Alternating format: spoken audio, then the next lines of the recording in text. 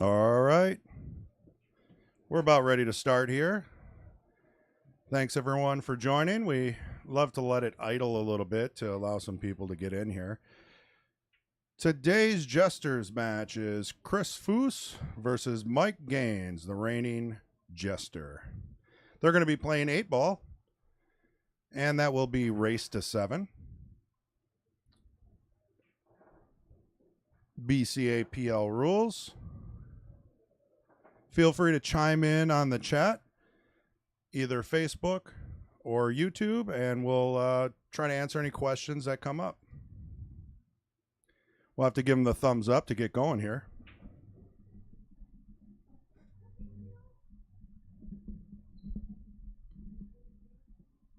There. Got to get the mic in the optimal position.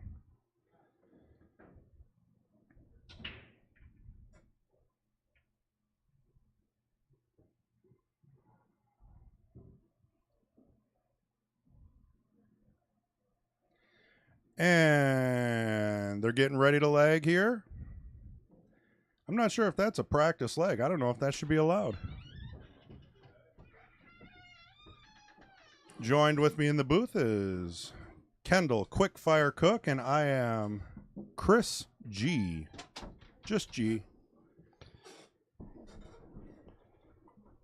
Do you want to switch? You kind of like this side. No, I'm only going to be here about a half hour. All right. Yeah, I was fully prepared to solo this. Mage Penglaze is going to come up here in about a half hour and take over for you. Nice. Then we'll get a good physics lesson. Chris is testing the rail out there. Thinks there's maybe something a little off with it. I don't think so. Well, if MH was here, he could answer that for you. Yeah, we'll have to ask him when he gets in here. So this was kind of crazy. Yeah, I think we need a third guy. Right. Yeah, we tried statistics last Friday, and you need someone that actually pays attention. What? To do the statistics. I was paying attention, just not to the statistics. Maybe that's something we can give to someone out there, and they can just sit at the table and do it. Oh, I know. That'd be awesome, that'd actually. Yeah. Well, we'll figure it out, or we'll simplify it. I think Jeff, that would be great. Thank you, Andrew. Andrew? What'd Andrew do? That is Andrew Bundy. Oh, yeah. Andrew's in here every week. Comes in with his wife. They play some pool on table number 1. Bring their kid with them. Nice. So we're off. And definitely looks like the 15 is going to win that race. He barely made it to halfway across the table. Yeah, I mean, it is a little humid today, so the table might be rolling a little slow.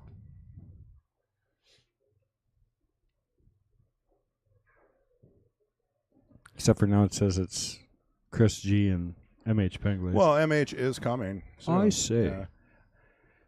So, yeah, if you see the booth cam and it says MH, just replace MH with Kendall for a half hour. You guys know Kendall.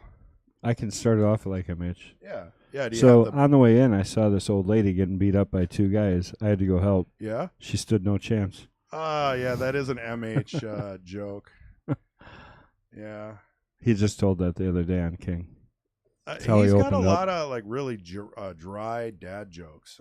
Dry dad they're jokes. Dry. Yeah, they're not just normal. They're dry, and he repeats them over and over and over. So if you've known him for about 4 years, you've heard them all. Every one of them.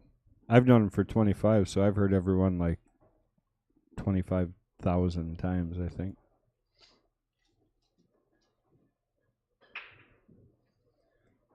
First break. 8-ball break.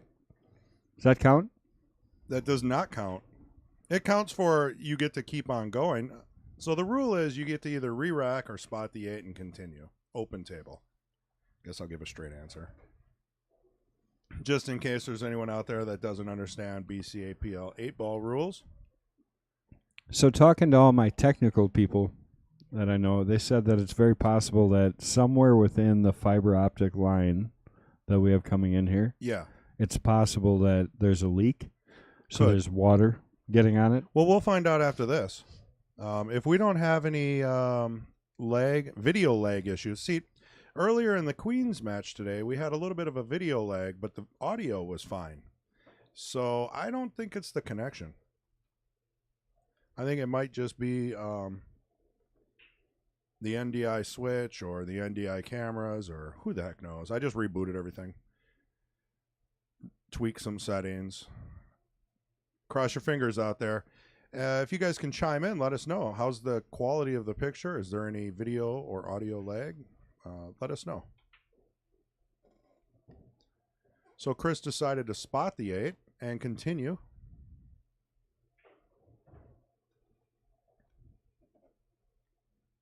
Choosing stripes. Kind of a messy rack, but I can see where you would choose that. If he gets 15 out of there, I think the 11 and the 10 both go into that other corner.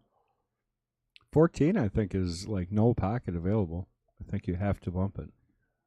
Yeah, you got to get that break. Oh, it might go where the 15 and the 10 and the 11 are going. Well, he's taking care of it right now.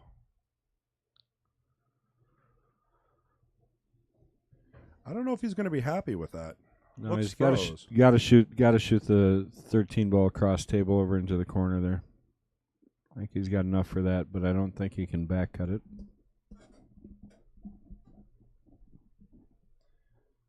Yeah, if he would have hit that a little harder, the 4 may have gotten some separation. He'd have a few more options. Well, he got his break. Interestingly enough, he wasn't frozen enough. Hey, Jim, thanks for the like, buddy. I appreciate that. Yeah, appreciate it, Jim. Thanks, Jim. Everything's good, he says. I was a little nervous. Queen's match ran a little late, and we definitely didn't want to carry over any quality problems to the next match. Oh, you got her up right on time. So yeah, nice, there was no job. log issues, and I'm honestly just thinking it was the cameras. Okay. OBS/cameras. Oh, boy. Mike got a little bit lazy. He jumped up on that ball. It's not a bad shot, though, keeping that in the corner there. Yeah, Chris has got a lot of options here. Is he going to... Well, that would surprise me to see him try and follow this in here. I think he got way easier shots than that, but see how he hits it and try and follow up this 4. Or did he call safe?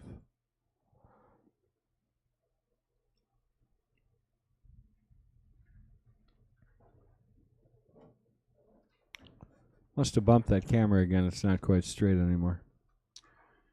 Oh, it looks pretty good. It might need to be zoomed in one more level. But, when you reboot the stuff, everything has to be reset. That's a good shot. Side pocket. I didn't see that coming, really. Keeps him moving. Mike Gaines moving on. He is our current Jester champion. Patrick Glynn. I hope everything's going good for you today. He had some family stuff going on. Yeah. They call him Mr. Sharpstick. Jeff Clark obviously isn't talking about the commentary. He said, sounds great. Commentary's beautiful now that I'm in the booth. I don't know what you mean. And I've gotten a lot of messages saying they agree with me about Spotify being better. I just wanted to let you know. I mean, I don't want to rehash anything. Yeah, you do. I just want to let you know. All right, so what do you like here? Cut the 6, run into the 7? Yeah, I mean, it seems like your only option. Well, you could shoot the 7 here. Yeah, let's take a look at the...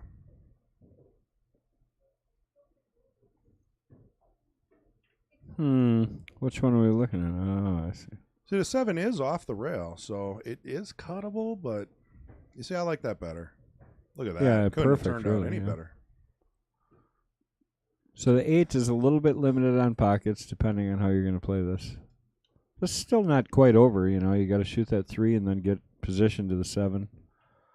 They're both just kind of at odd angle, but I definitely would shoot the 3 before the 7. Yeah, what do you see? The trouble here is getting on the 8. Yeah, and I mean, this should just be center ball hit, which is about what he looks like he's doing. Comes out nice for the 7. Yeah, he played that really nice because now he can just draw straight back for that 8 in the corner by the 13. like that shot. Yeah, and the 14 could be used as a stopper if you give her a little too much, depending on the I angle don't there. know. I think he's going to miss the 14 altogether. Careful. Well, Wow. he wasn't scared of that. Going to give Chris an excellent opportunity here to take the first game in this race to 7. Which is what you want, you know, that first and last game always being the toughest. Patrick says he's on his way back from down in St. Louis. Oh, yeah, that's right. The Arch. Did you get a Budweiser while you were there? Right, that's where Budweiser's from, right? I don't know anymore. I think so. Is Miller still made in Wisconsin? Yeah, Milwaukee. I heard, yeah. I hope so. Just because they gave up the rights to the stadium doesn't mean it. It's not like they stopped selling Miller at the stadium. That's true. They just were smart and got more sponsorship. It's the way to do it. So what you eating there? It looks like matzo sticks. Homemade. Looks pretty good. I'm going to have to get some scratch-made mozzarella sticks from the Mad Apple Burger and Billiard Company in Appleton, Wisconsin. Nice work. Chris got a little straight on this ball, actually, especially to try and get down table. So he's going to have to force it either up to the head top rail or off to the side. He's got to get a stroke on it, though. He's not sitting great here. Yeah, I mean, you could roll it and have a really tough shot, but I think I would be punching this.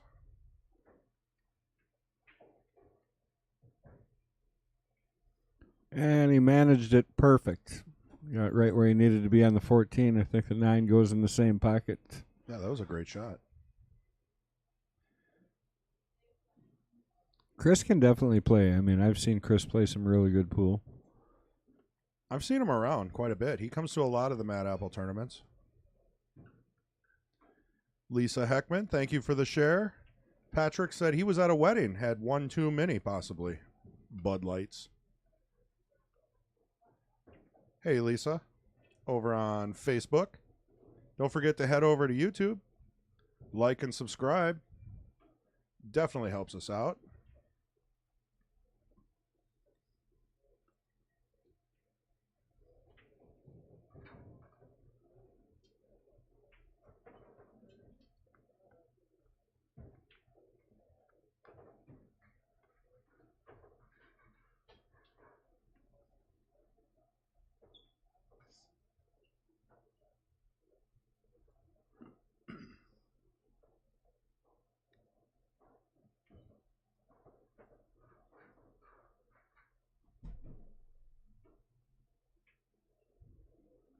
Nice job there by Chris finishing that rack up.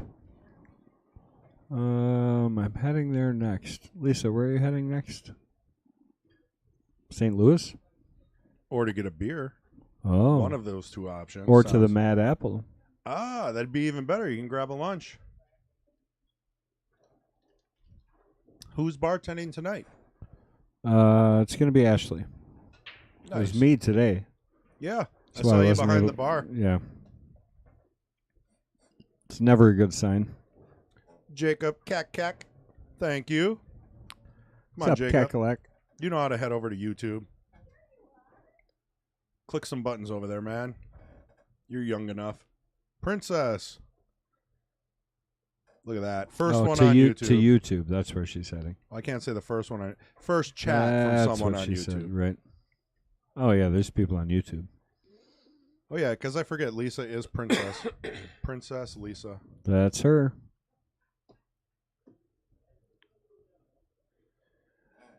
All right, we're on the second break. Chris Foose won the first game. 8-ball in a race to 7. So I'm gonna throw something out here. We're gonna try and get all of the commentators to stop using the word "all right." Okay.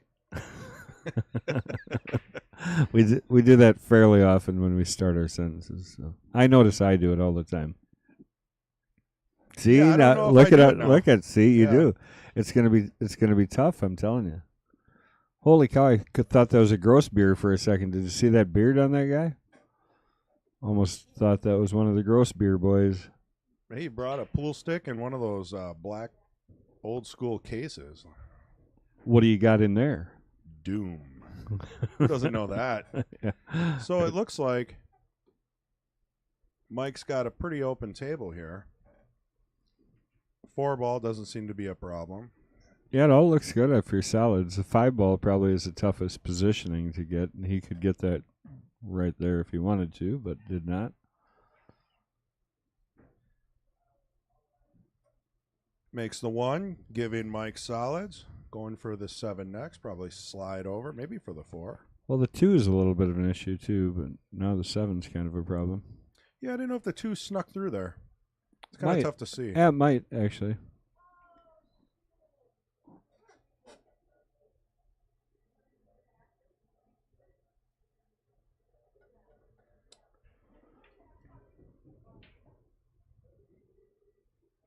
I think we got to find a happy medium. I agree. Right. Yeah, Jay makes the comment that he much prefers the broadcast without the stat keeping.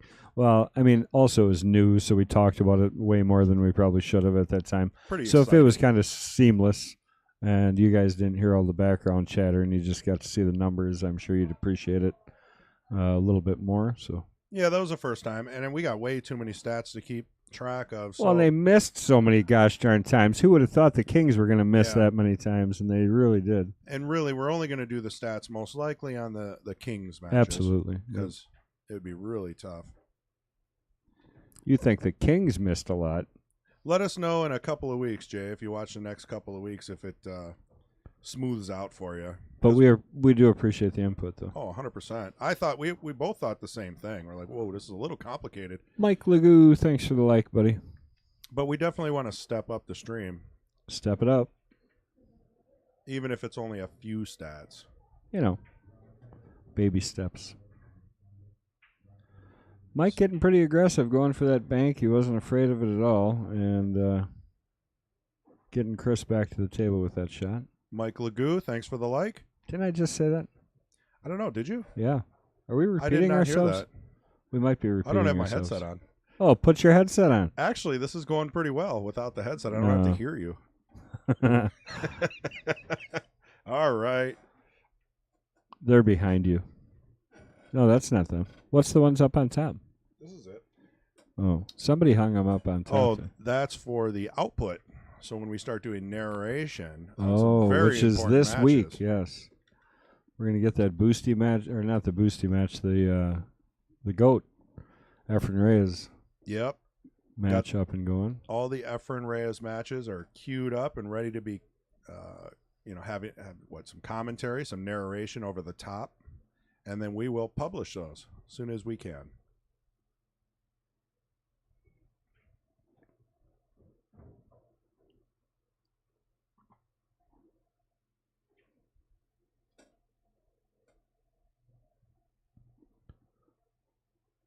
So now I think the 5-ball is probably the only issue here for Chris. Trying to get a good angle in on that 5-ball. I mean, I think you'll almost play it right now. The problem is if you don't get shape on the 5. I mean, you could bump the 10 out of there. That's what I think I'd try and do is just run into the 10-ball, open up the 5 that way. That way you still have the 3. Well, then he has some options. I mean, you could get lucky. You still have the 3, the 2, the 5. I mean, the 4. It looks like he's trying to go forward, which... Oh.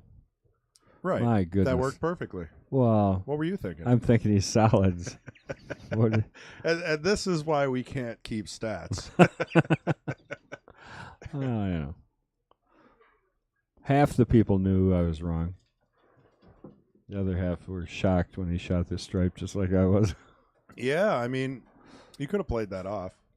Just perfect shot and moved on from it. Nobody would have known. They'll never know. They'll never know. So I think we're going to see a thin cut unless he's going to come back to this. Well, I don't know what he'd shoot if he was going to come back. Yeah, you have to shoot this. If you're listening to me, maybe the 5-ball, but... Well, it's the 5-ball equivalent in stripes. Right, 13.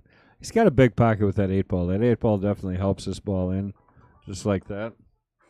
Wow. Didn't expect that to cruise across the table and scratch. Giving Mike ball in hand. I got to go take a call from the kid quick. Yeah, the Stone Mason. Hopefully he's listening. How you doing, Mason? So Mike's opting to take his ball in hand and take the 2 out of the mix. Roll up for the 4. Yeah, this looks logical. Roll up for the 7. That's what I would be doing. And then you've got a lot of options with the 6 in the side. If you don't get perfect on the 3, you can take the 6.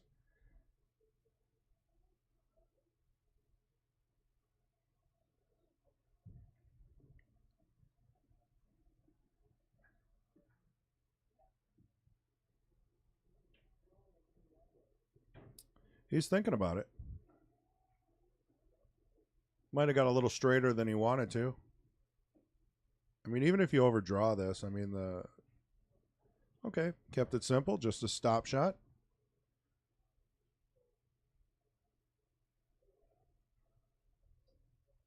You know, I kind of like the 3 here. If it is as straight as it looks.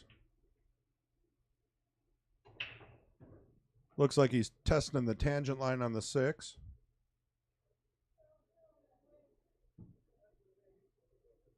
With a little stun, it should run right into the 10, giving him an option on either the 3 or the 5. Looks like the 3. So now this isn't the easiest way to get out. Now that's why I think I would have gone the other route, 3 first.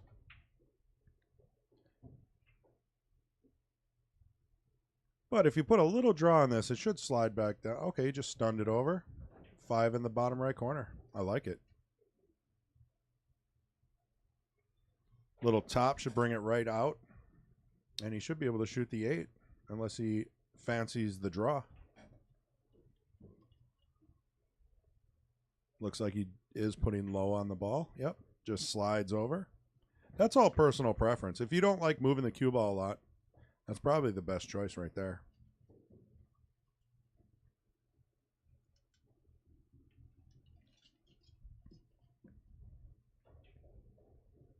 All right, I'm sure Mike's happy about that. Bringing the score to 1-1 and a race to 7. In today's Jesters match. We're here at the Mad Apple Burger and Billiard Company, Appleton, Wisconsin.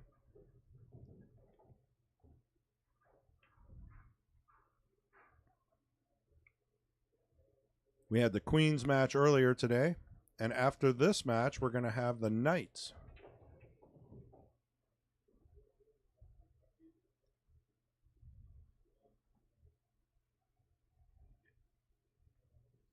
And if I remember correctly, the Knights will be Tom Menina and Don Bowden. Don Bowden, I believe, yeah, he's the current Knight.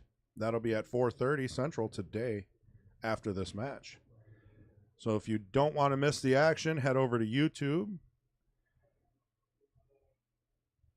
Like and subscribe. Hit that little bell.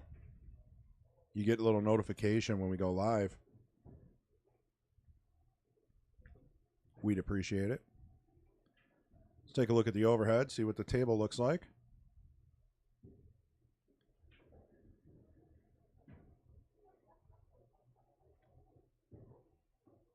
You know, I don't know. I kind of like stripes, but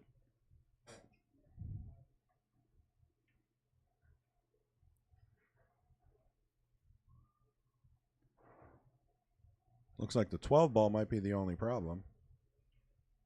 Up there by the 7. The pink stripe.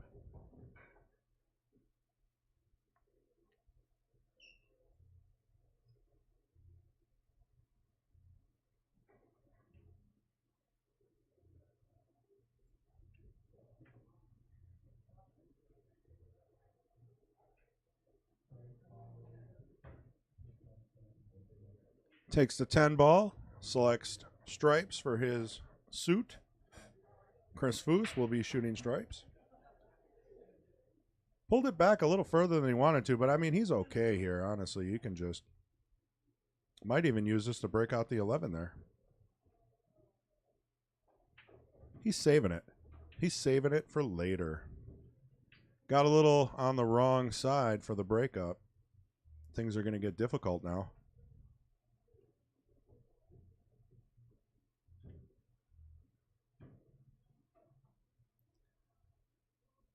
Which is why he's really looking at it. Because, I mean, you can run, what, all 4 of those stripes that are easy? And then what? You don't want to give your opponent a wide open table. So he chooses to leave the 15 where it sits.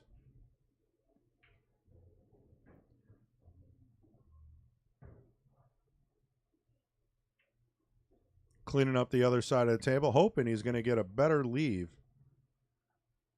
on that 13 so that he can break up the 11. We'll see how that goes. You know how this goes. It's tough. We've all been there.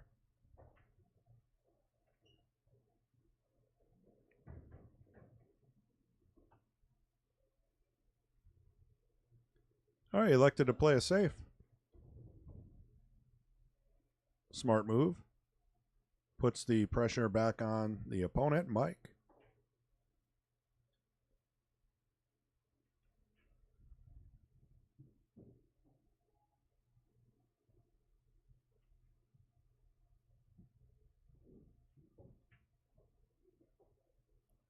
And Mike graciously opens up the 11.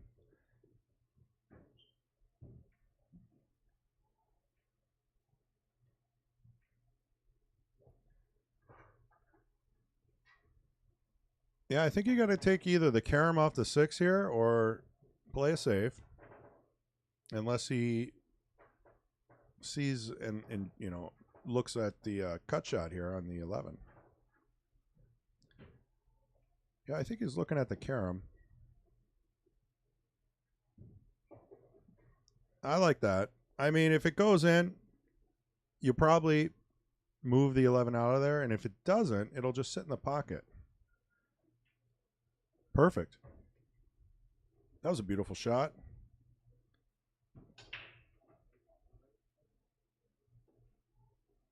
Got to give it to him on that one. Sitting perfect on that 11. Now you just got to come, I mean, what is that, the 14? I don't know, the pink one.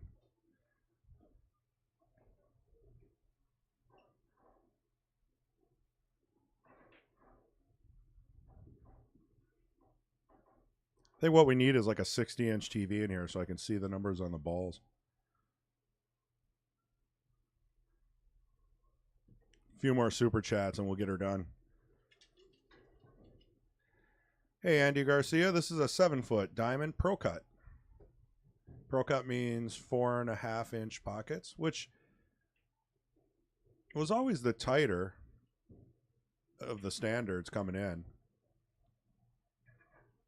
Now Matchroom's doing the 4 1/4 and the 4-inch pockets with new cloth, which makes them play like 5-inch pockets, but they're still tighter.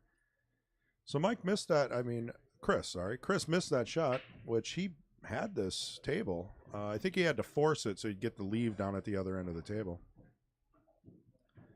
And we know what happens when you try to cheat the pocket and force something. You get the old rattle. Thanks, James Ward, for the like. Appreciate it. Yeah, typically we do all of our matches here on 7-foot tables, 7-foot diamonds with the Pro Cut pockets. We do have 3 9-foot tables in the back. 1 single-piece slate, red label diamond, 1 3-piece slate, blue label diamond, and a classic Brunswick, which I love to play on because you just can't miss. Pockets are huge. Great for the ego.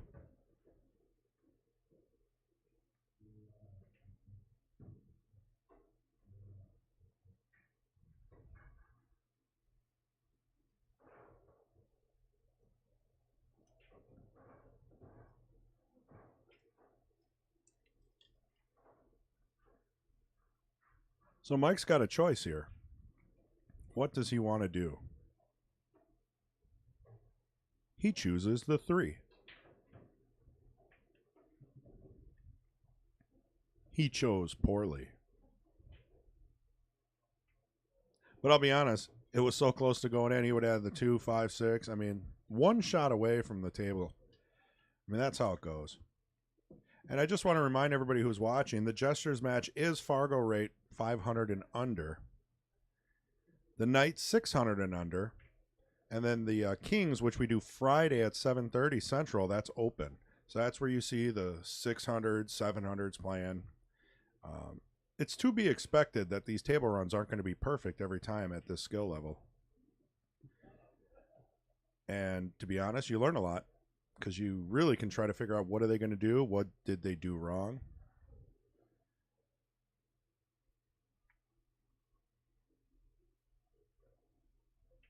No game is guaranteed in a Jester's match. I'll tell you that.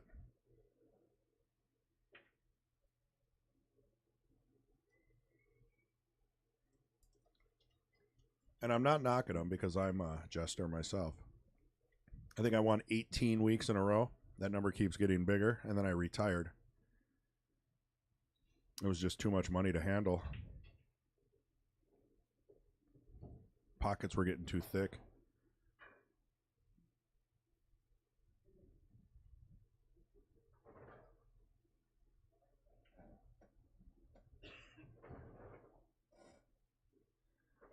So Mike Gaines is, I think he's got to shoot the 2 here, but he sees something else, I believe.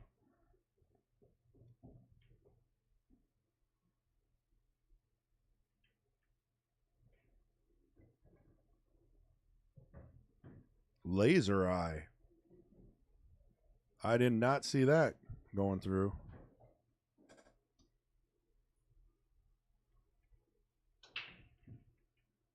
Sitting pretty good. A little off angle on the 2, but a little top should avoid the scratch. More of a natural roll. Oh, he really cheated the pocket on that one to avoid the scratch. Giving Chris Foose, a good chance at finishing this rack. You know, the 8 doesn't go anywhere real easy, so I think that's going to be the problem Chris is going to face here.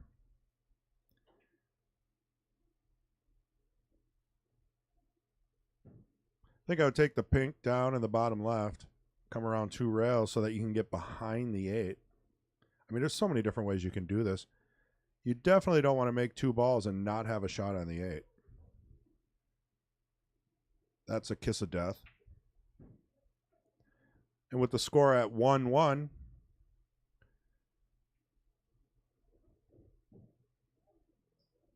one of these gentlemen are looking to take the lead. Maybe hold it. Maybe win 6 in a row from here. You never know what shot's going to build that confidence, and then your stroke just comes alive. We've all been there. And if not, you can just take my word for it. So he got on the wrong side of this ball. This is going to be a little tough. See if I can show you a better angle here. I mean, he's going to have to put a ton of top right, come all the way around, cross your fingers, and hope you get a shot on the 8.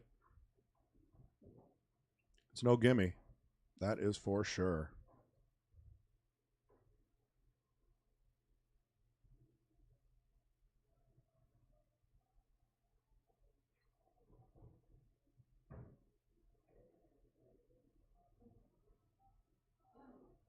Well, all right. He made the ball.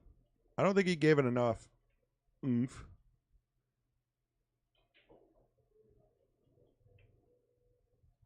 And I'm curious what he's going to do here. Off the 6? I don't know. This is tricky. Let's look at the overhead again.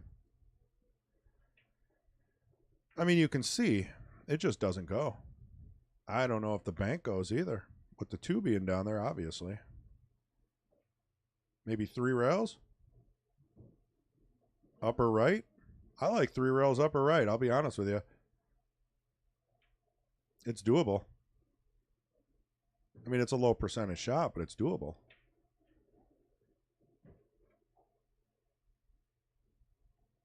Let's see what Chris elects to do.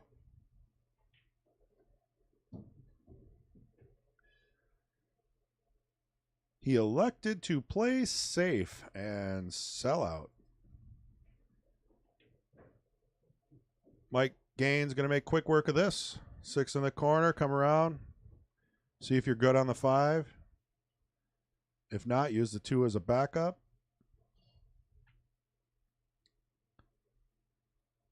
I think I like going 6-5. You know, give yourself 2 chances to make this. That was perfect.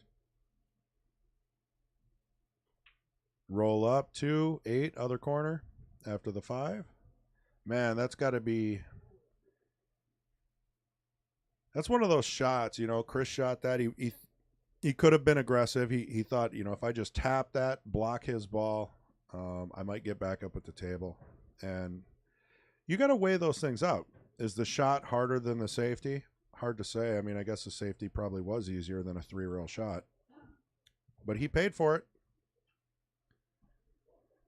All right, that's Mike Gaines with 2. Chris Foose 1 in a race to 7. Here at the Mad Apple Burger and Billiard. Michael Sabota walking by, giving me the, hey, forget about it. He's wondering where my commentary is. He's right here. Can't you see him? Right here. For those you know, maybe that know Mike Sabota, real nice guy. I think I met him over at Shepherd's. Haven't been able to get rid of him.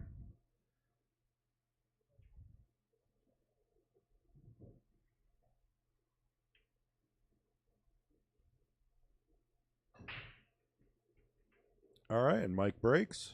I don't know. I didn't see a ball go down.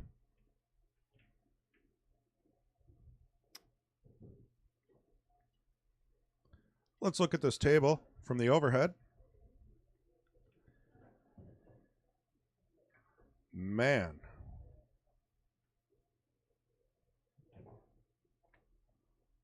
I mean, you got the 9, you got the 5, you got the 7-6.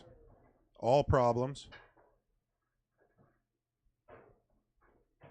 Not the easiest table to run.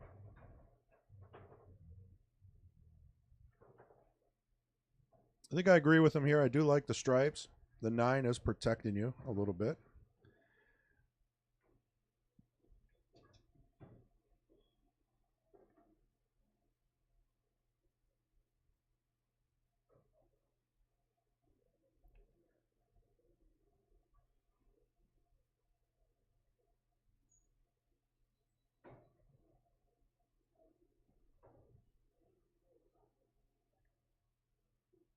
Yep, he's just working back and forth there.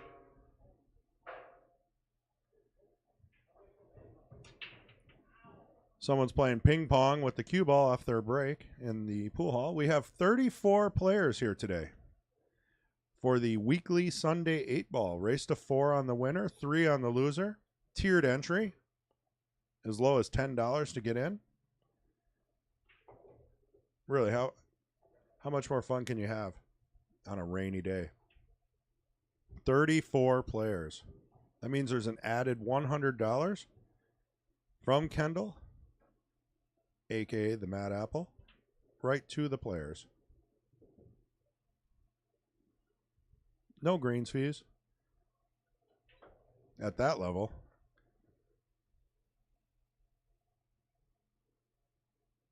Michael Carr says, give him heck, Mike. He's trying. He's getting opportunities. Chris Foose is going to have to tighten up.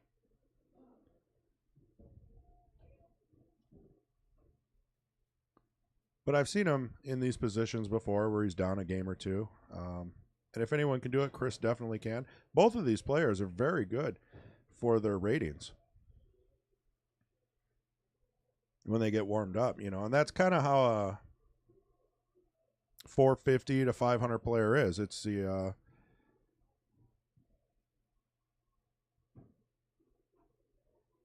how well can you keep her going? You know, you might make a few good shots and then miss the 8.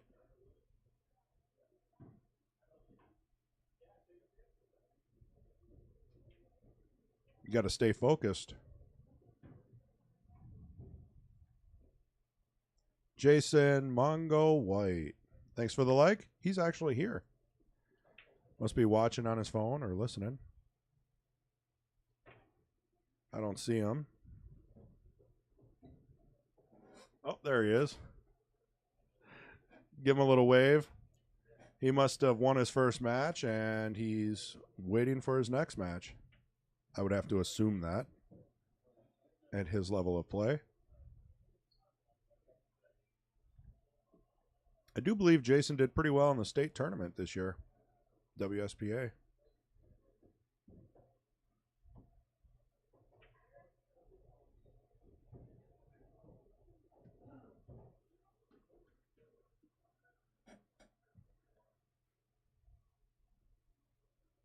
Got Chris taking a look at the table, trying to figure out his options. Both these players know the golden rule. Stop making balls if you can't run out. Jacob, I agree. He says, I think both these players play above their number. You know, from what we've seen today, the numbers seem pretty correct. Couple of unforced errors, unlikely misses. But I think, you know, you're trying to get the first couple game jitters out. You know, the place is full. There's money on the line. Mike wants to hold his title, the people's champ of the Jesters.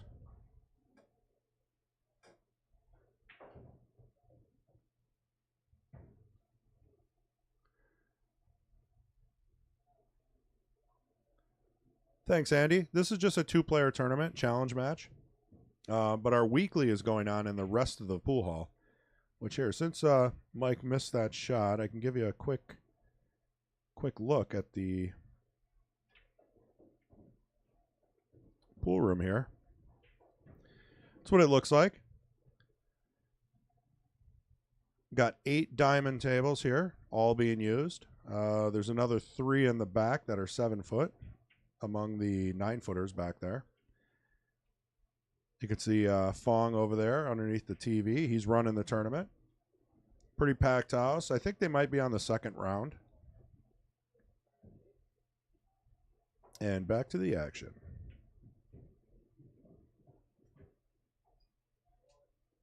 We'll never know what happened. Mike's back up. You'll have to guess.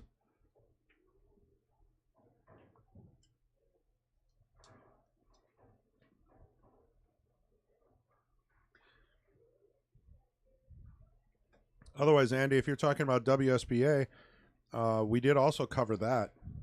Kendall brought all the equipment out there. A bunch of commentators kind of shifted in and out. Mostly Patrick. Mr. Sharpstick himself.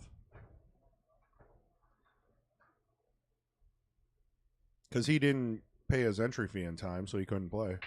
So we stuck him in the booth. That was at the Fox Convention Center in Appleton, Wisconsin this year. Next year it's going to be in Wausau. Then it's going to come back to Appleton. Pretty fun tournament. They play them on valleys with nice cloth. I mean, it's fine.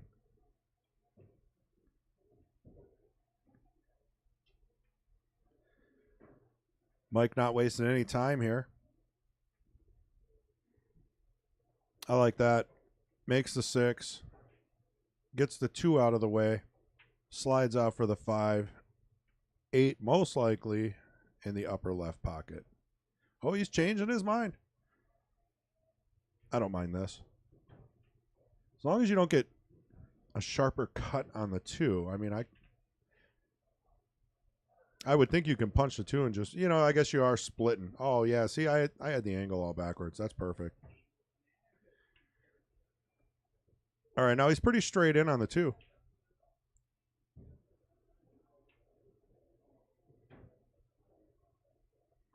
Just going to punch this over. 8 in the same corner. Got to say, that was a beautiful out.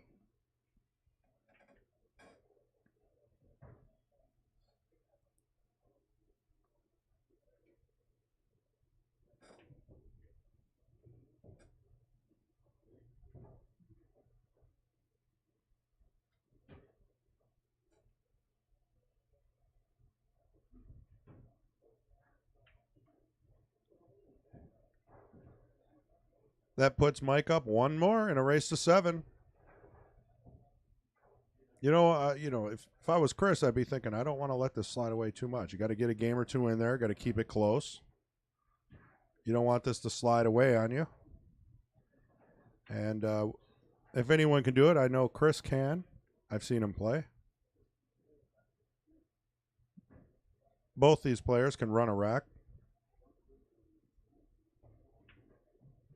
I got to say, the breaks have been challenging, though. There hasn't been a real easy break and run layout after the break. 2-3 clusters per break. That definitely keeps things difficult.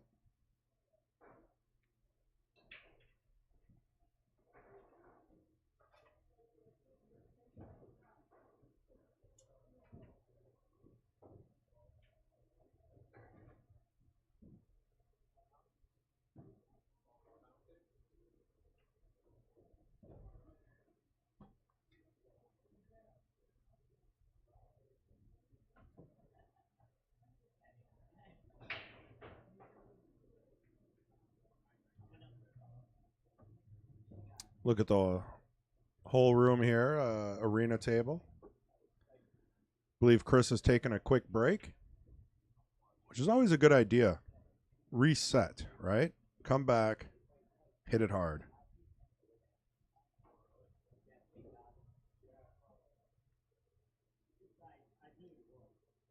Mike up to break.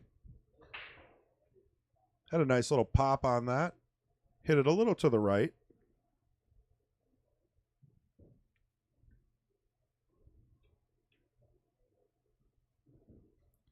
This has been what's been plaguing us all night. No balls on the break. And Cluster City. Let's take a look at the overhead. Sponsored by the Wisconsin Billiards Hall of Fame. Good old John Kramer. I mean, I definitely like solids for starter shots, but you got to get that 2 out of there. And the pink 4 is no easy shot either. And you got the 7 clustered up over there. I mean, yeah, it's another one of those tables.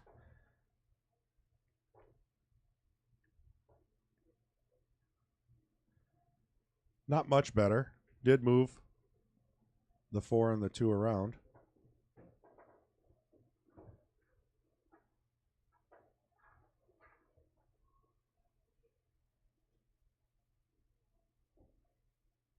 So you got to really think here, do you play a safe? Do you just go for the 5?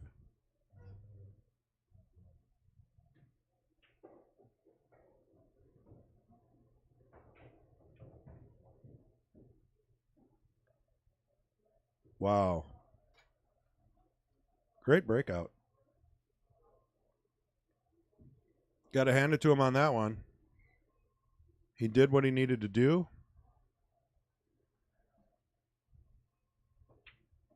We'll take a quick peek at the replay of there. See, drills a 5, breaks up the 4 and the 2. Chris might not be happy of the layout, but I mean, you couldn't ask for much more. I think you got to think here, how do I get the 7 out now?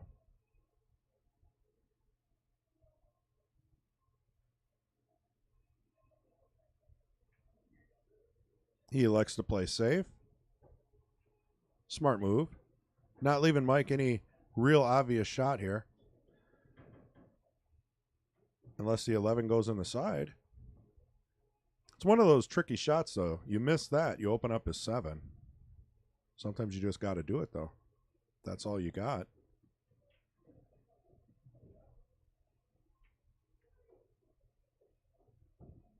Yeah, Andy, the Magic Rack is an option if both players agree to use it. We have them here. And, yeah, the 7, I agree, is a tricky shot. And as I stated, now the 7 is no longer a problem. But the 4 might be now. The pink 4. Interesting. Kind of reshuffled the deck a little there.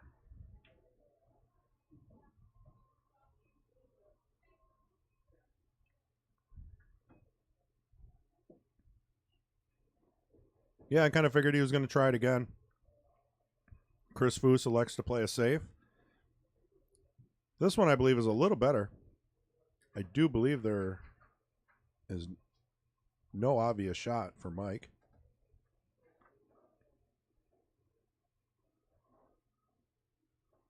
It's interesting when you get down a couple of games, maybe you lower the aggression level a little bit and you start playing safer, maybe some would say smarter.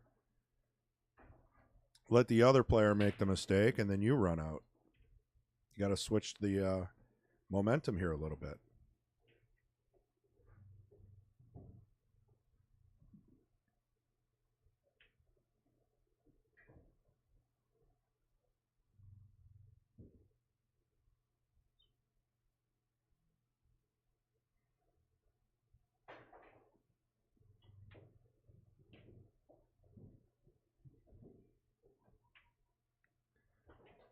Tempted the jump.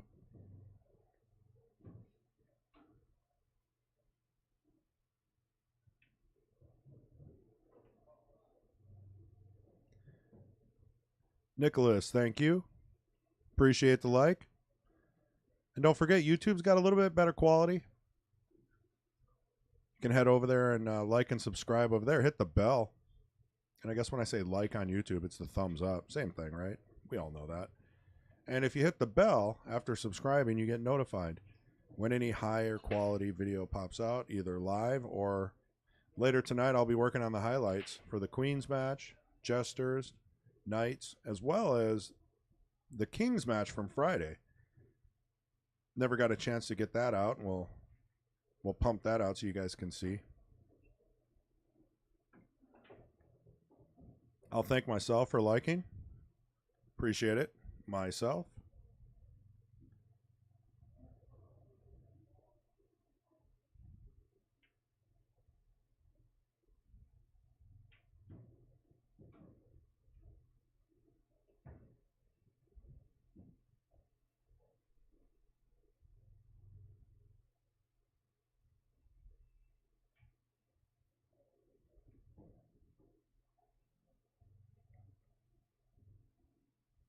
Well, Foose has an opportunity here.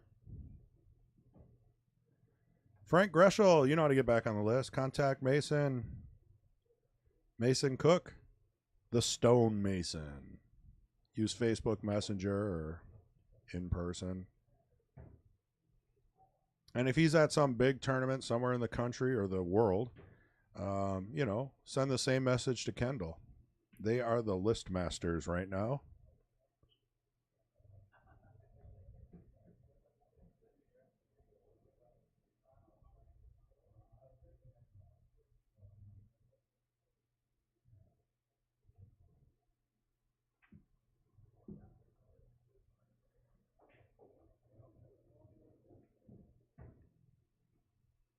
That was a great attempt.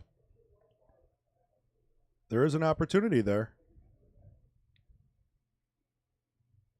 I mean, he knew he had to break the 4 up to win the game. Do you take the thin cut? I think you do. I mean, if it hangs in the pocket, that's just as good. Problem is, how do you get on the 8? I mean, you got to put a ton of inside English on this, and that makes the shot so much more difficult. Frank the Tank Greschel, you're welcome. You are welcome. I hope to see you play again.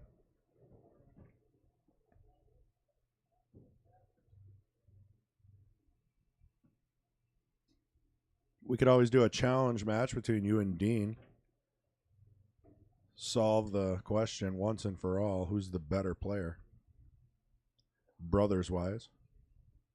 I think that'd be interesting to watch. So he went for the cut. Interestingly enough, if he would have made that, cue ball comes off the point and leaves a shot on the 8 perfect. I mean, that couldn't have been any better. I think we're going to see some safeties here. I mean, unless Mike is confident in running this out, he's kind of got Orion's belt sitting there that he's got to work through.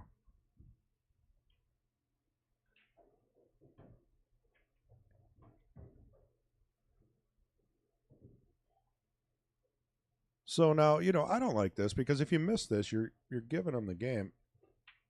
I wonder,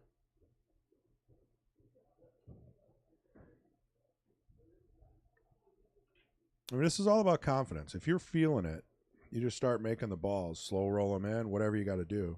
Things will just work out for you. It's a great shot. It's got options.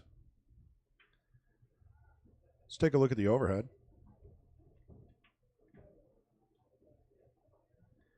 You can see the 10 goes in the corner. You could also cut the 11. Slight cut. It's almost straight in the side. You definitely have to worry about those at some point. All right, draws back nicely. Oh boy, we got MH Penglaze, Potting Penglaze coming into the booth.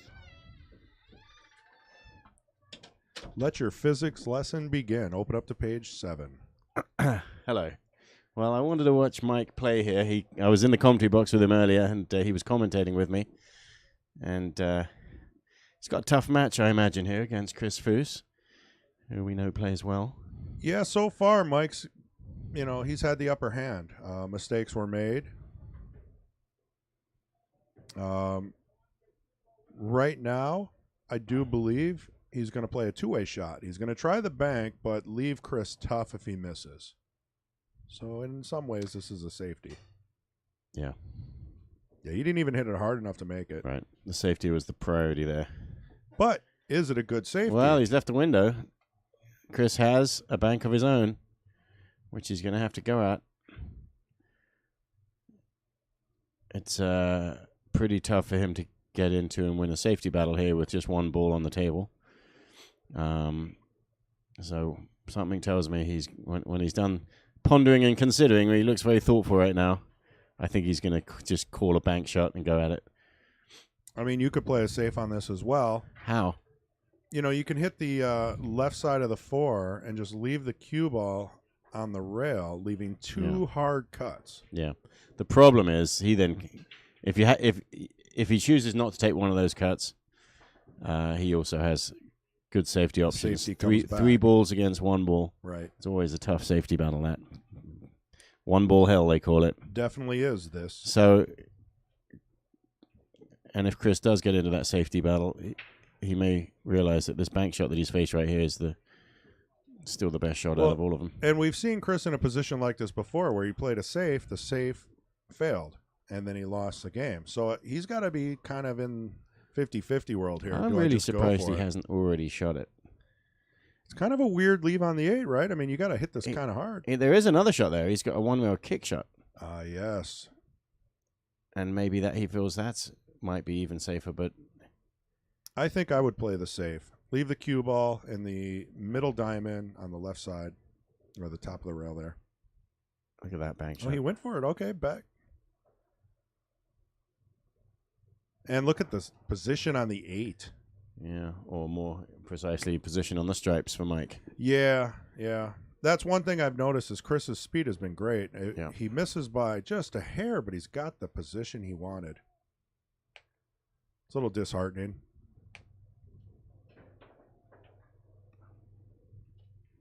These for me, are they? Yeah, those are Kendall's scratch-made matzo sticks. They're fresh. Help yourself. I might start digging into them. Well, I don't know. Well, not while we're streaming, huh? No, there's no rules like that. You can eat. I don't care. Just don't smack your lips, huh? Yeah, no one. You know what I mean? mean? No one wants to hear that. Yeah, nobody wants to hear that. Okay, so Mike's got himself this nice little Ba shot says here. something about sound. That must be on your end, Ba.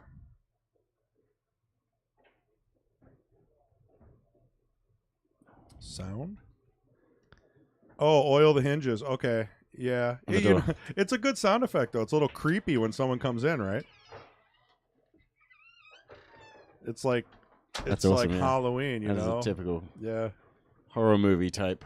It's funny. We got a little WD-40 and a little can sitting right here. Could possibly use it. So in a short race to 7, he's up now. Is it 3-1 or did he score on 4-1? Yeah, he hasn't marked it yet. It's going to be 4-1. And look at their ratings. They are 1 point difference, virtually the same Fargo rating. They are. How can Chris Foose only be a 492? Well, he plays really good. I mean, you have your ups and your downs. You know? I mean, today is not his best showing yet, but the match is far from over. I do believe we're going to see a nice comeback. Yeah.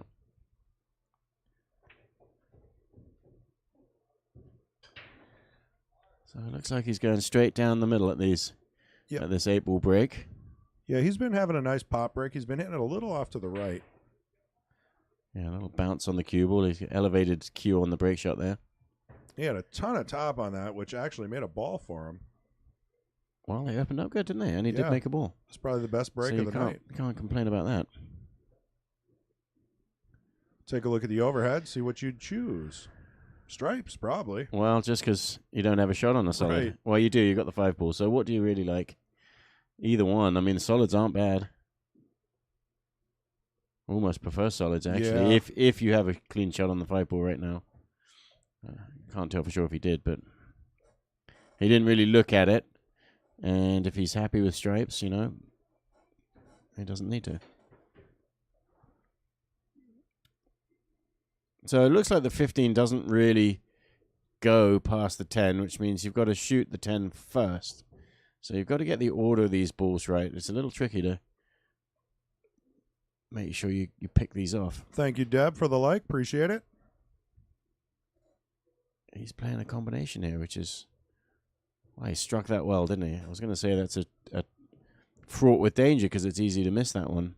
Yeah, does the 15 go, though? I mean, he's going to have to come back to that. No, I don't think so. I think he's got to shoot the... I mean, he could try and play another combination. Playing the previous combination that he just shot, it makes things simpler. Right. As long as you can make it, all of a sudden you've got rid of your problems. And the same thing is true here. He could play a 15-10 combination, but you don't like to play that shot because this shot's missable. Yeah, the physics of a combo, right? Yeah, and it's all off angle, so you just have to get it absolutely right, and it's easy to get wrong. The alternative is to try and get on the 10 ball first, but that's not... Well... He's going to worry about it later. Yeah, it's always a good plan. Yeah. I mean, it's a valid option to say I choose to shoot it afterwards. That was strike You don't want to two. just shoot your ball. Yeah, right. I mean, trying to find a teeny window to get on the 10 ball. It's actually such a tiny window. This is it. This is either strike three. It needs to go in and get real close to open up the window. I think he's got it. Yeah, I hit that perfect. Man, can't ask for much more So than then that. there's absolutely nothing wrong with that shot choice now that he's shown you the right way to do it. Right. He played that well. So presumably he's going to shoot the 15 in the long pocket. Oh, he's jacking up. He wants to shoot it in the same pocket. Yeah, you don't really have an option here. I mean, you have to... He was thinking about drawing there, but he's got a nice shot. You can just roll forward gently and then roll straight. forward. Okay, then what do you do with the 8? I mean, you gotta be a good angle to come back for the 8 in the same pocket. Yeah, you can't get straight on the 15. You need... Yep, that's the smart way to go. Do you think so? What kind of angle? Can you look at the overhead shot? What kind of angles Sure he got can. on this 15? But I mean, just hitting it and taking what you get better than drawing it, jacking up and drawing it. I still can't. You need a protractor to figure this out. Yeah, he's on the wrong side of straight, it looks like. And that's why he tried to draw a spin shot. Well, I mean, you've seen it many times. You get yourself in trouble. You got to work your way out of it. You get slightly off. That's why in pool, the angles are so important. It looks like an easy game sometimes, but if you're on the wrong side of a ball, it just became really difficult. That's right. When a good player's playing with real good speed control, it just looks simple, doesn't it, from one ball to the next? Right. It's like, oh, I can do that. So Chris has got some options here. Thanks for the like, Joe Wells. Appreciate it. Don't be a stranger to YouTube. We got our channel over there. If you subscribe and hit the bell, it helps us out. Facebook more for marketing and getting the word out. YouTube for the quality.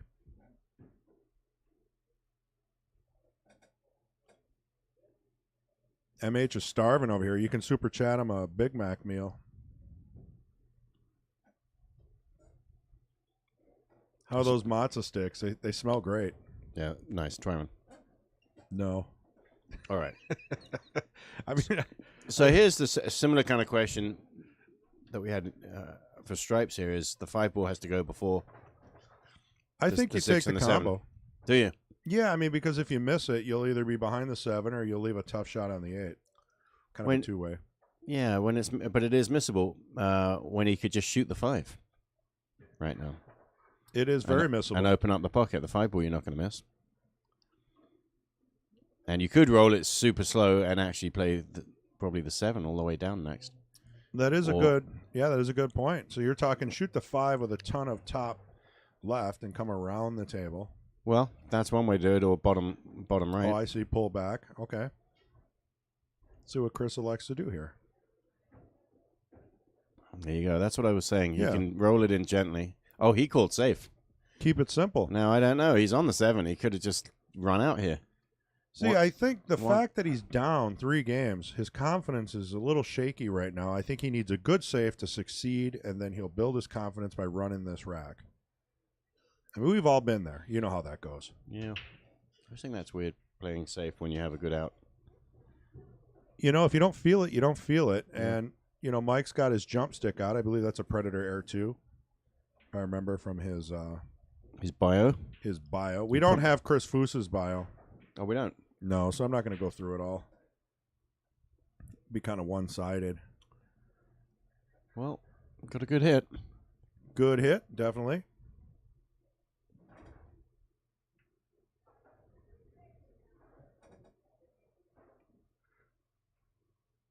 Mike Gaines says he gets confused with Mike Gans all the time. And every week people are sending him messages trying to sign up for a pool tournament. Yeah. At first I did, but then I realized they were spelt differently.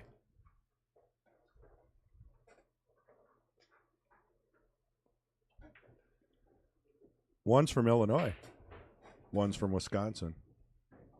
They don't even look alike. Michael Taylor. I'll see you soon, Mr. Gaines. We can have a grudge match.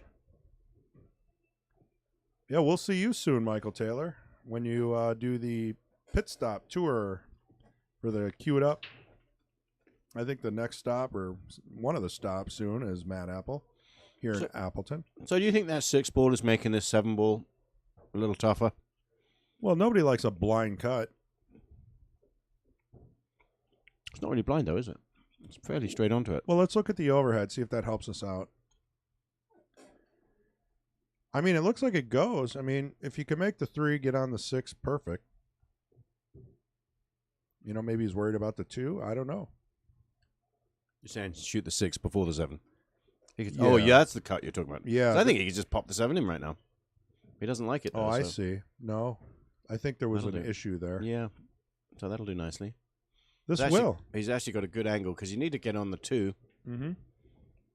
I like this. Go to the 3 to the 2, and then use a 7 to pop back for the 8. Yeah. I know it's tricky, but... Depends. I mean, you could do it both ways. If you can get sort of straightish or just a little angle where you can draw the 7, you might shoot the 7 before the 2. So either way, he's going to sort of stun across the table and see which way he likes once he's landed. Got some spectators here. Looks like he's putting a little stun on it. That's not bad. It's not bad at all. He still has his choice, can go either way. I think I'll shoot the 2-ball now.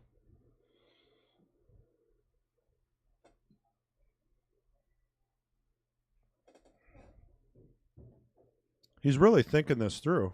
Yeah, he's definitely taking his time on these shots, isn't he? Doesn't want to over-paralyze himself with thinking. He's looking at the tangent line. Maybe it's good that he slows down, you know? I mean, it hasn't been working for him yet, so maybe thinking things through, looking at the tangent line. I like this shot. It should come out nicely. You just want to leave an angle on the 7 so you can come back. Yeah, and that's exactly right. This angle here that he lands on is that's key. Fine, too, though. I mean, you can draw back, right, for the 8? Yeah, that's lovely. Nick Sr. Hi there, Nick. Number 2 fan. I was out at Nick's house yesterday playing pool. Oh, yeah? On his 8-foot Brunswick. In his mansion? Yep. I never got invited. Had a lot of fun. No, he told me not to tell you. Well, you told me. Oops. Look at that. Nearly scratches in the side. Gets perfect shape off the point. Roland Star says, sup. How you doing, Roland? Joe Well says, let's go Mike Gaines.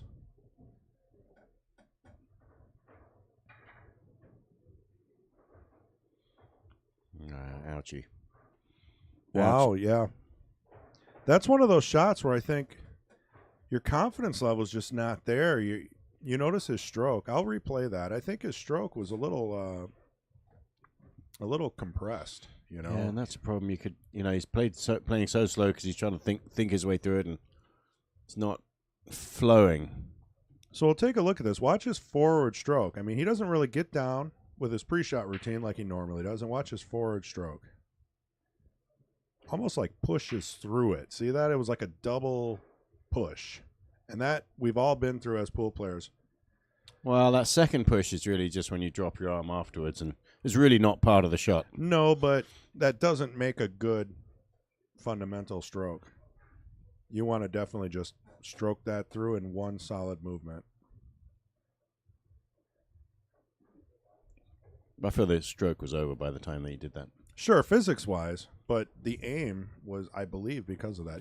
We all know as pool players, when you're feeling your stroke, you're pausing, you're doing your practice strokes, your pre-shot routine, you pause on the back, and you follow through. You throw your cue stick at the ball, and you follow through. You don't normally decelerate on the forward stroke and then speed up. But I do get what you're saying. I'm just trying to throw that out there, that's not normal for Chris Foose. That's not his normal stroke. Straight down the middle again. This time he didn't make a ball. Take a look at the overhead, sponsored by Wisconsin Billiards Hall of Fame. What do you like here, MH? Well, they both are pretty open. There's no immediate problems.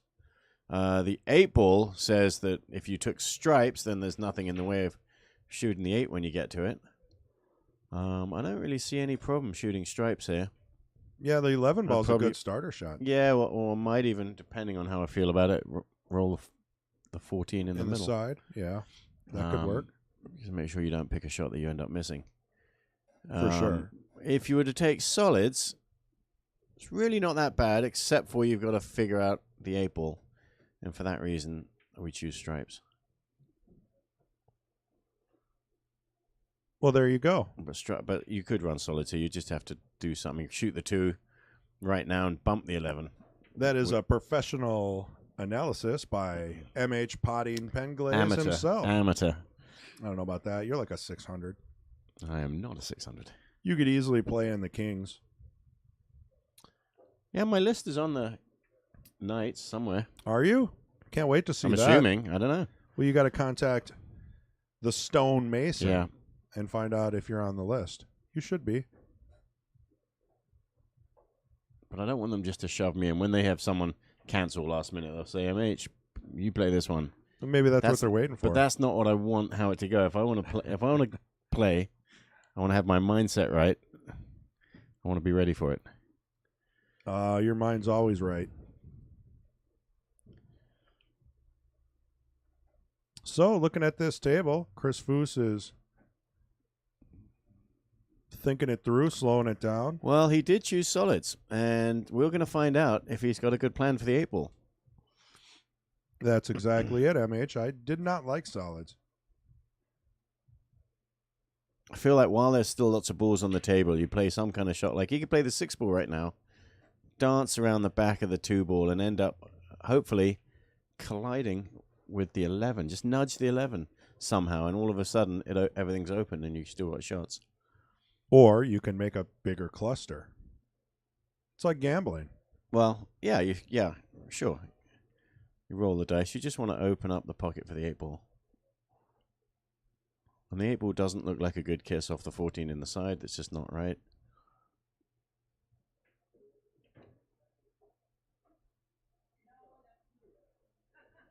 Just punched it a little bit, wanted to come back. I do believe he had a little English on that. You can see the measle ball, it was spinning. Yeah, and it's a very short race, isn't it? So Chris needs to, like that last rack, he had the shot on the 8-ball and he missed it. That was a big swing because it hard to come back. It would have been 2 to 4, right, in a race to 7, and you'd say early days, and he's got no problem. Then he'd be breaking. Correct. But 1 to 5. This rack here is really critical. If he loses this rack, and he had first crack at it there. If Mike out here, he's really staking a claim on this match. Yeah, I mean, you got to let those shots go. You know, you miss an 8, it's not over. It's tough to do. Easier said than done.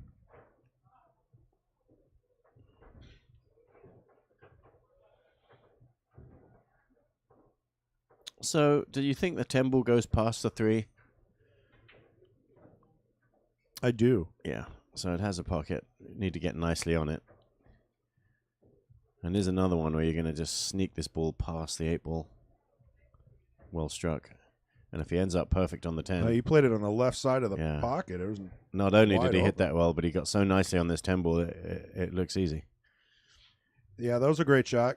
I mean, the 14 was definitely something you didn't want to save to the end. And you got to figure out when you're taking the 13. Again, sooner rather than later, and he's on it right now if he wants it. Yeah, I like that. You're on it, so you might as well take it. Looks like he's putting a ton of left on it. Brings it back out to the middle of the table nicely. Yeah. I think I slow roll this in and just let the cue ball rebound. Or is the angle too sharp for that? I mean, a little bottom left will pull that back nicely for the 9. I shoot the 9 and draw back. Okay. To get straighter, you got to get the speed control right here. Don't want to scratch in the other side pocket. Don't want to hide behind the 7-ball. Wow. And there you go. He got himself in trouble. And that's why I would have shot. That was a risky shot that is critical. Now, it also is personal preference. If you don't like to spin balls in, with touch draw, then you just go for the brute force draw and follow. No. So he does have a 1 or actually /2 rail kick shot. Makes good contact. Nestles the balls together a little bit. And leaves Chris a challenge. Now in a safety battle, obviously solids have a massive advantage here. So Chris doesn't have to be desperate, but he actually doesn't have to get into a safety battle if he chooses just to roll the 6-ball in now, roll the 2-ball in and get on the 5, or stun the 2-ball in. I think that's what I would do. And get on the 5, and then he's out. And you don't want to overplay over safeties when you don't have to. I don't like the 7, so I think I would make the 6 and then maybe make the 7 and then play a safe. Unless you're going to go play full. Safe here. I think you just not here, but I want to get the 7 out of there. I think I would be just 6, 2, 5, and then run out. I mean, that's the way to go. But has Chris wiped his memory from the last couple of games? Well, you got to get your mindset right. And so, if I was his little angel over his shoulder advising him, I'd say go for it. Run yourself into feeling good about it. If he gets out here, break the next rack, he can start feeling good about the chances of a comeback. That's what he needs right now. Good pat on the is don't break up your opponent's problem, and sometimes these rules of thumbs are good, but sometimes they stop you going for an out when you had a good chance. Now he's looking up table. He's not playing the 6 and then the 2 right now. He's thinking it through. Hey Jim Moore, are you talking the stream over on Facebook or YouTube? Is there something going on there? Maybe he means I'm interrupting you. No, I don't think. All right. Well, he decided to take that. That's the second time in this match. He's banged a ball into the pocket and called safe. I don't mind this. I know that's not what you would have done. Well, you've given this guy a kick shot. He could kick this ball in and win the rack. Definitely. He's just called the side pocket. And even if it doesn't go in, you're still not guaranteed that you come out good. Oh, you never want to. He's not giving up ball in hand. And look how close that was. Man. So it's worked out for Chris. He's now got a nice chance. Yeah, Andrew and Jim. I mean, our internet speeds are fine. We're not getting any warnings from our streaming software, and our CPU is very low. The audio's coming through perfect, right? That's what I noticed last time, is the audio was perfect, but the video would lag. So that's a strange problem to have. It's not really all tied up in the internet issue. Just let it ride. I'll have to try some things for the next match. All right, come on, Chris, now. He needs to run himself into feeling good about this match. Yeah, you know, it's raining here, and it could be the fiber optics. How does the rain affect fiber optics? Well, if it leaks through and gets wet, it affects the light.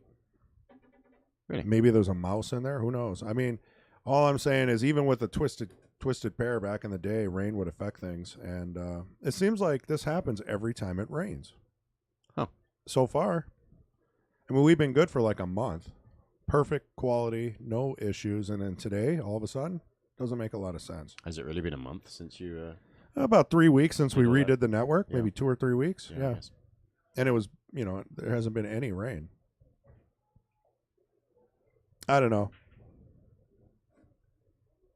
You know, technicians, we try to find a common denominator here. And Yeah. So now that he's kind of ended up where he has, he's going to end up leaving the 5 ball till last. I just want to visualize how he gets from the 3 to the 5 and into which pocket he's going to shoot the 5. yeah, sorry about that, paper. Looks like it's happening on Facebook and YouTube, so we'll just have to work through it. Oh, we did get one message now.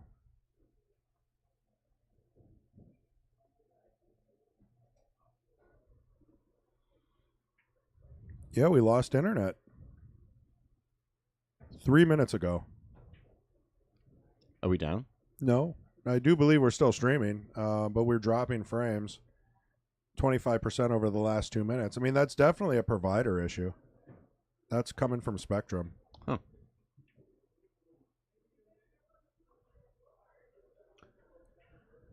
Yeah, and he's having a good old think about this. He's got to judge this well. He's possibly a little thinner on this 3 than he likes. Just got to make sure he doesn't end up rolling behind the 13, which means presumably he's got to use outside English. And he's still not perfect on the 5 if you do that. So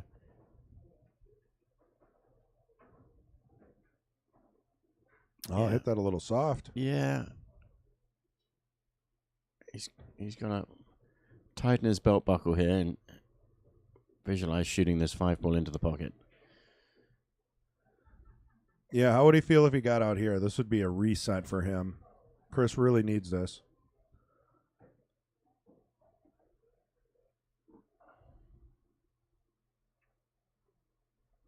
Yeah, we'll take a look at it. Guys, sorry about the issues. I mean, it's coming from our provider, which is Spectrum.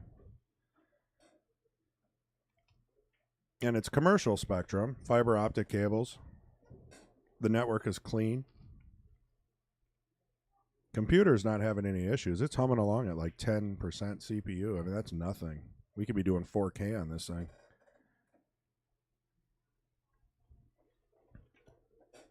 Peyton says, how do you play in these things? Well, what do? You send a message on Facebook Messenger to Mason Cook, and that's spelled K-O-C-H. That's right. We're talking about the Stone Mason, pool player extraordinaire. And ask him to put you on the list. He's the list keeper. He is. And the list for the Jesters and the Knights divisions are relatively long, but we'll put your name on.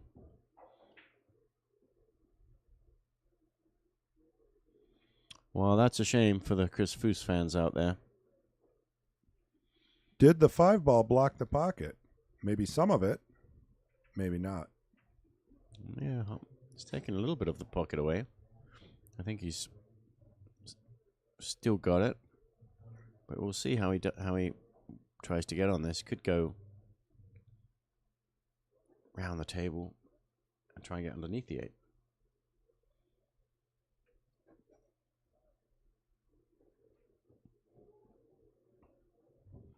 Good speed. And that's actually just perfect because he's crossed the line of the shot, which is good. So he's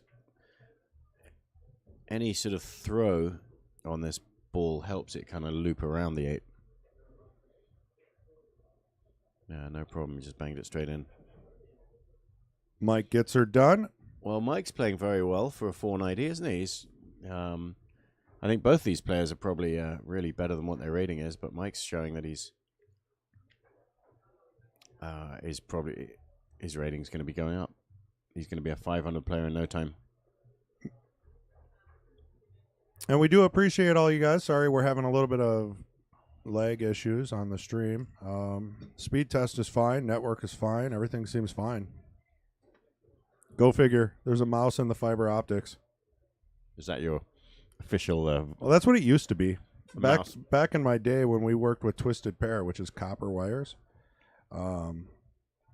When you had issues, a lot of times they would open up the junction box and there'd be mouse nests, and they'd be chewing through because they like the flavor of the plastic because it has like petroleum in it. It's like food based. It's really strange. So the mice are attracted to the rubber coatings of the wires. Petroleum is food. Some kind of a rubber based food product that's used to make plastic. I don't know. I don't know all the science behind it, but they love it, especially in old cars. Mice will chew that stuff up. Well, another nice wide open break. That break right down the middle is working for him. Another rack where half the balls are up table. Spread all over. Yeah, it's a little tricky. Looks like solids are a little bit simpler. I'd have to agree. And if he picks these 3 balls off... I like that. Leaves the 7 to get back out after the 6. Mm-hmm. Get in the clear, work your way down to the 5, 3, or 2. Yeah, and that transition shot from the 7 to the next ball, which is probably going to be the 2 ball.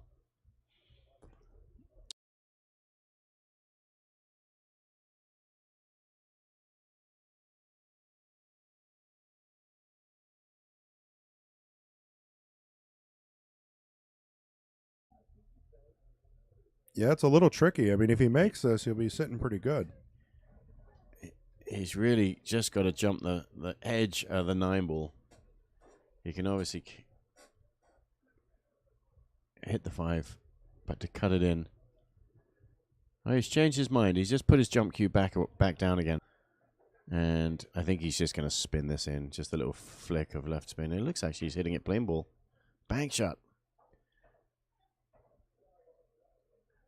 And in fact, the cue ball was spinning in the other direction as if he'd put right-hand spin on it, which didn't help.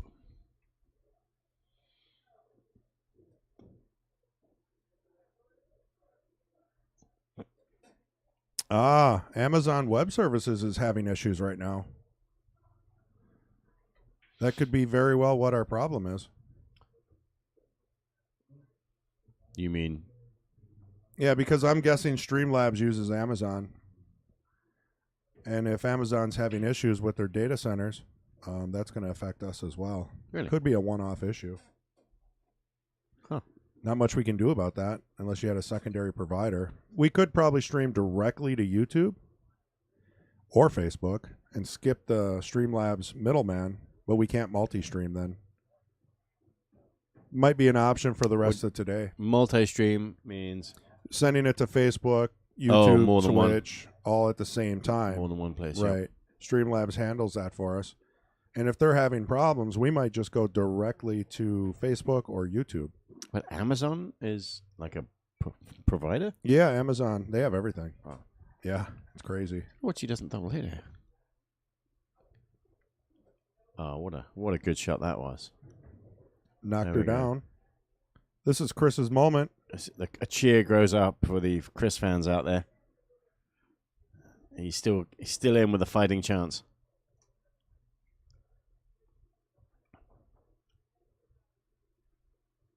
This definitely is the slowest, most studious I've seen Chris. And you know, what the problem is that makes this different from every other time I see him play. He normally has a bucket of beers. A bucket of beers, yeah. He always has a bucket. Every time you run into him at any pool tournament anyway, he's got a bucket of beers. And I think that might be the difference. It might be. He got here a little late. I don't think he was able to get his bucket before his match. Oh, he does have a bucket. He does have a bucket There you now. go. What'd I tell you? He's got a bucket of beers. He's a one-man party.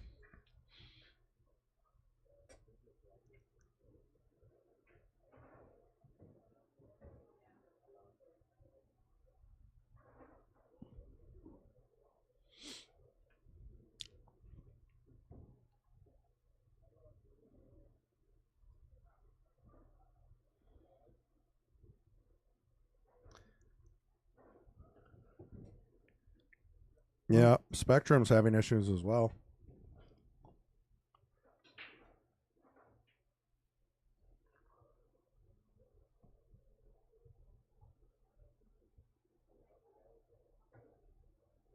Spectrum outages reported in the last 24 hours, it says.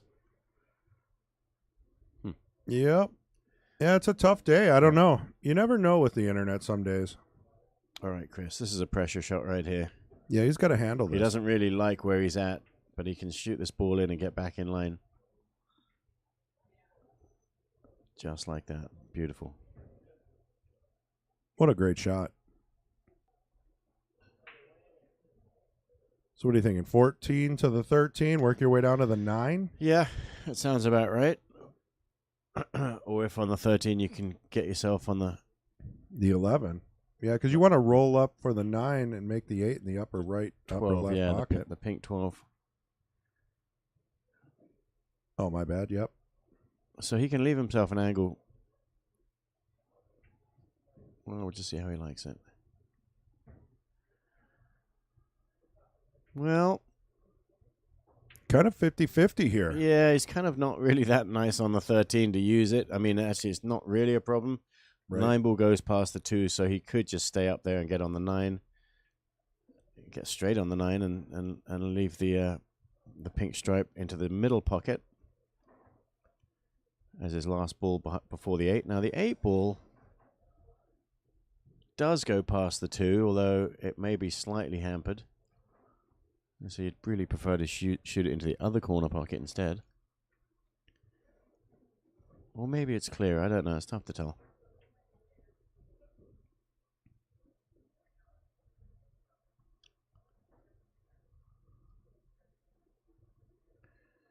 He's digging down.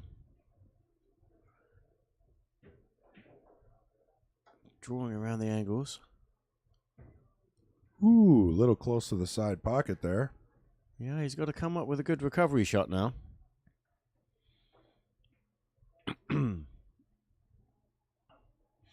It's a very thin cut on this pink now into the middle pocket. And that would let the cue ball fly. And he'd have to negotiate whether he's going around those balls or going into them.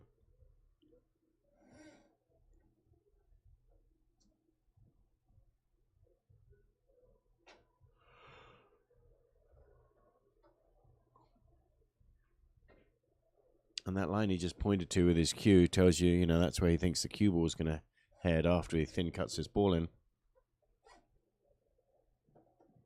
Yeah, we found our problem, guys. Spectrum is having issues. It's not on our end. Sorry about that. Thanks for sticking with us. Right, there's a map of outages, and there's 3 spots, and one of them is right here in Wisconsin. Yeah, right around Milwaukee and almost touching us. And we do probably get our internet from Milwaukee and Chicago. He did well to put that ball in the pocket. He got a kiss, and he's still got a good shot. He's still in the game. This is a huge shot. Oh, man. Imagine the pressure on this shot. You miss this, you lose. Would you be telling yourself that as you're shooting it? Try not to. Yeah, right. That's so just tough. don't those kind of things don't help. You just got to make sure you, and this is for every shot, see it, visualize it, and see the ball going into the pocket in your mind. Don't shoot it before you've seen it. You know, you told me that once, MH, and that really does help. When you visualize the contact point and the movement of the balls as you're aiming it, It really does increase the shot percentage. Yeah, because it's easy to get down and shoot where you approximately know what the shot is, but you never really saw it.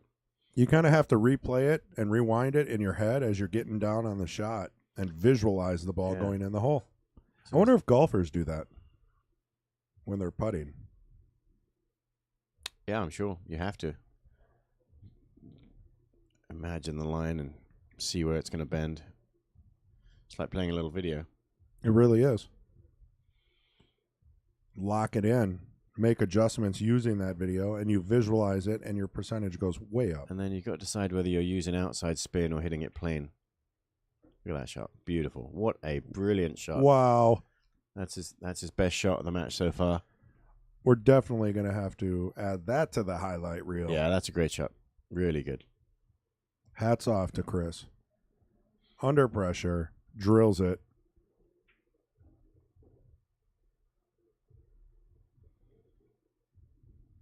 I think he used bottom right on that. Yeah. Brought him around danced nicely. around the angles, yeah. Well, that's a nice out, Chris. He's finding his mojo. It's not too late yet. He's going to break the next rack. See if he can stay in control. His back's up against the wall. It's got to happen now. It's 6-2. His opponent's on the... But it's a short race, and he only needs 5 games.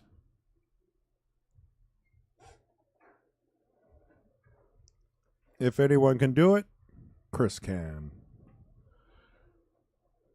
This would be one heck of a comeback. Yeah.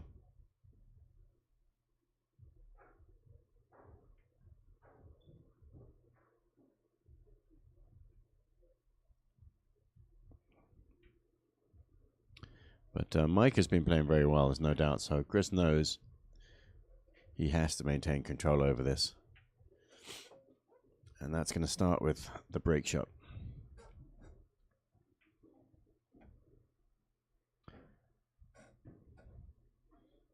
Now let's see where he's breaking from. Okay, he's going to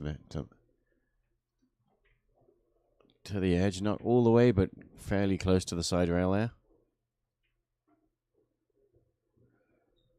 Yeah, I do believe he changes his position slightly. Is he going at the second ball or the head ball here?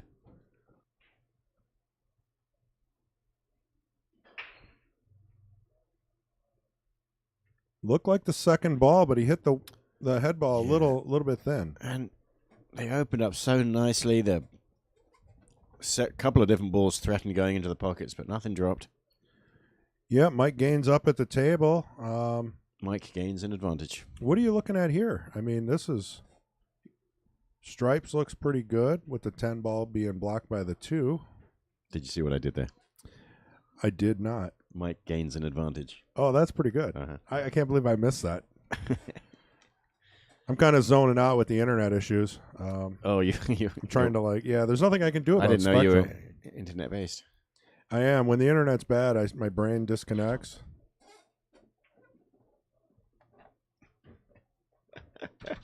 Lyle making some kind of joke there. I think Lyle just proposed to MH here in the booth. He was pointing that sign at you, though, wasn't he? No, I think he was smiling at you. He had a really nice smile there. I don't know. You better watch yourself when you leave. He's a pretty big guy. Okay, so the answer to your question is solids. Yes, solids. And the 2 ball's not looking good, though. No. And he's... I agree, Jeff. Chris needs a fresh bucket of beer. Not much I can do about it. He's just got to wave down one of the servers. Well, yeah, and they do take breaks. Only one so far in this match. Oh, that 8 ball. That 8 ball almost went.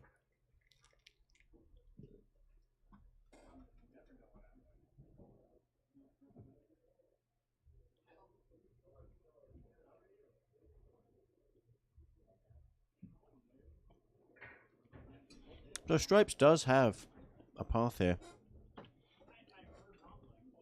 The 10 ball could go into either side pocket, and you could shoot the 11 right now and probably get on the 10 ball. Hey, Tom Manina. Yeah, I'm going to give him a call. As soon as we get off this match, I'm going to make a few phone calls. Not sure that'll do anything, but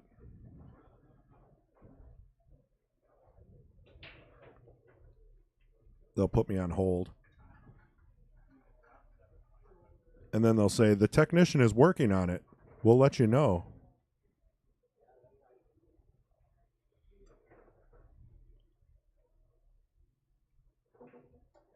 Shane says, big smooth in the house. Well, he's looking at the 9 ball in the side.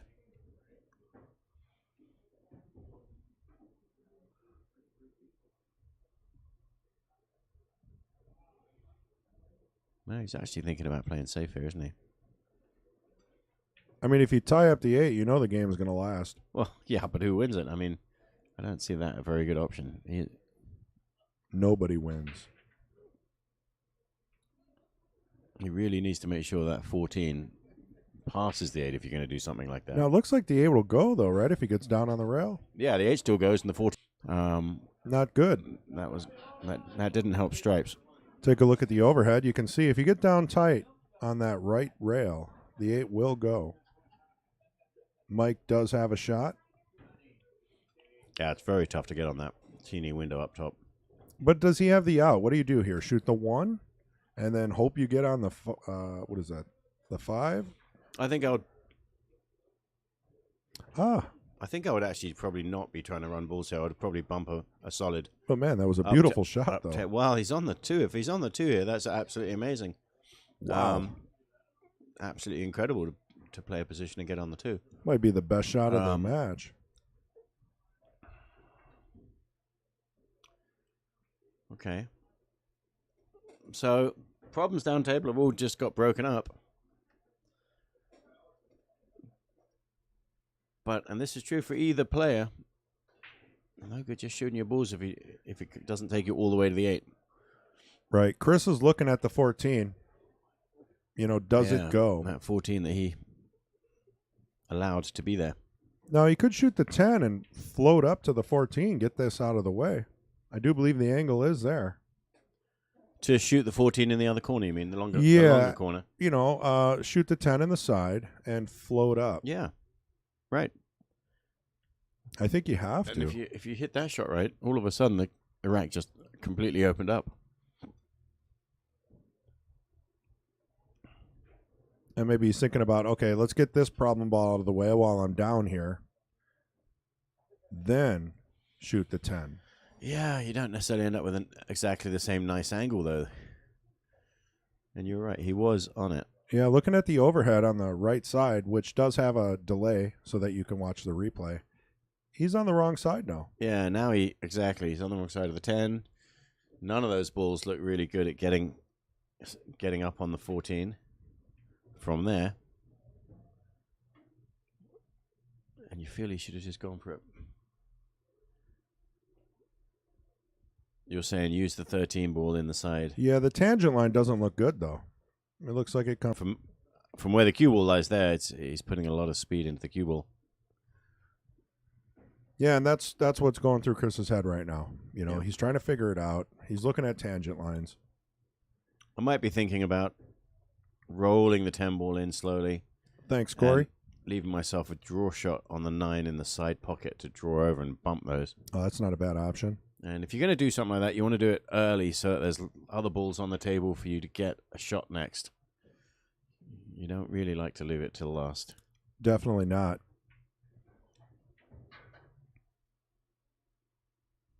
Interesting this. We have a chess match here. Do you take the 13 all the way down? I mean, you would leave an angle to draw back for the 14. I mean, you're getting kind of... Well, I can't tell what angle he's got exactly on that 13 or whether it's dead straight, but if he has just the right side of straight, he can get on the 14. That'd be nice. I'd have to stand behind it to know if I like it. Yeah. So hopefully the stream is smoothing out. Spectrum is still having issues. Not much we can do. We do appreciate you guys for hanging in there with us. And head over to YouTube and subscribe for the next one. They'll have it fixed. I won't ask you to like it because it's lagging, but subscribing is always nice. We do appreciate it. Thank you, everyone.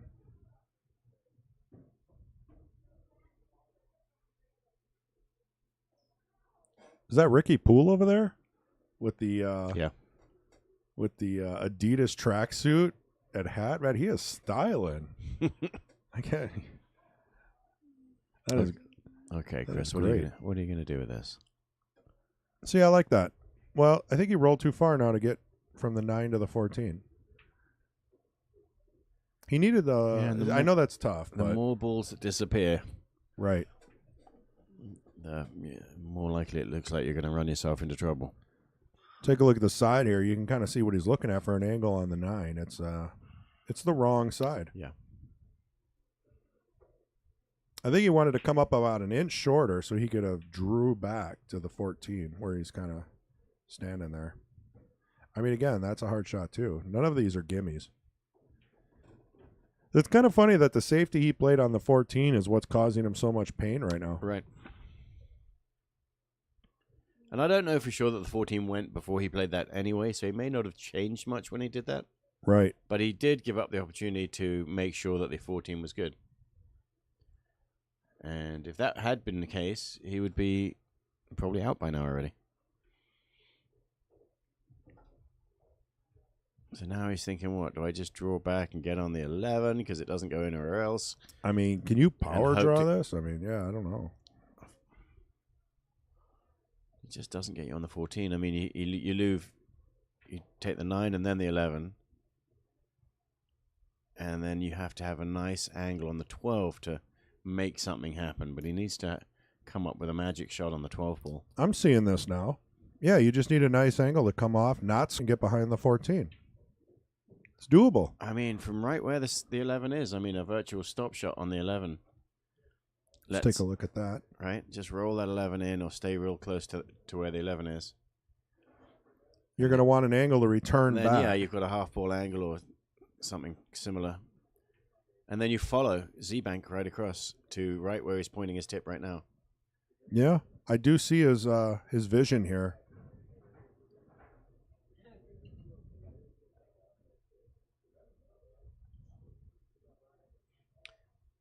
You really got to judge the speed and the line and choose what angle you want on this 12 ball.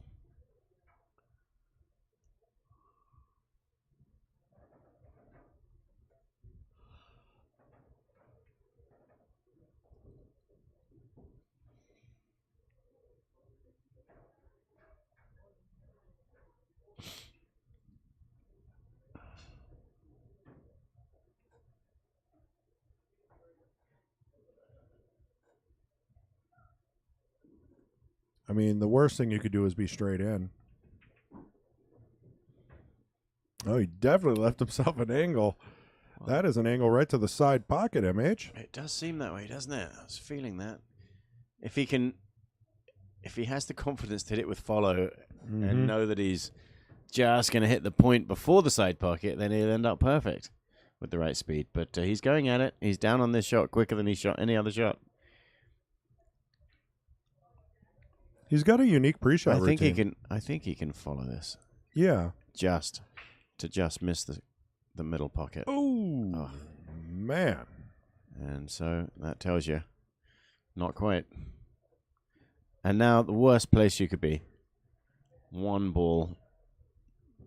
And the challenge here is now you don't want to break it up.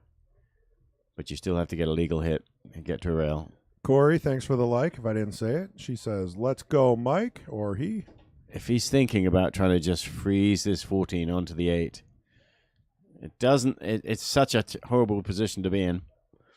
Because if you hit it too hard, you just pop the 8 in the pocket. And even if you hit it perfectly, he's going to return some kind of safety, and you're going to have to go and break the 14 out. So what's the plan? Is he going to play an absolutely dead weight, super soft? Just touch this 14 ball barely. You don't really have too many options. He's got to get to a rail. And he's good. He successfully, I think, stopped the 8 ball going. Now, that doesn't mean he wins the rack from here. Because Mike is just going to return safety and leave him down table and say, look, hit the 14 again and see what happens. He didn't even put a lot of time into that. I mean, he could have tied up the 1 and the 5. He just hit the ball, said, here, Take it back. Let's see yeah, what and you can want to do. make sure that you put those balls in a place where you can get a good break shot out. Let's say Chris says, look, I'm going to keep doing the same. You need a nice angle on one of these solids. Correct. It's like trying to get checkmate in chess, right? You don't want to keep dinking around.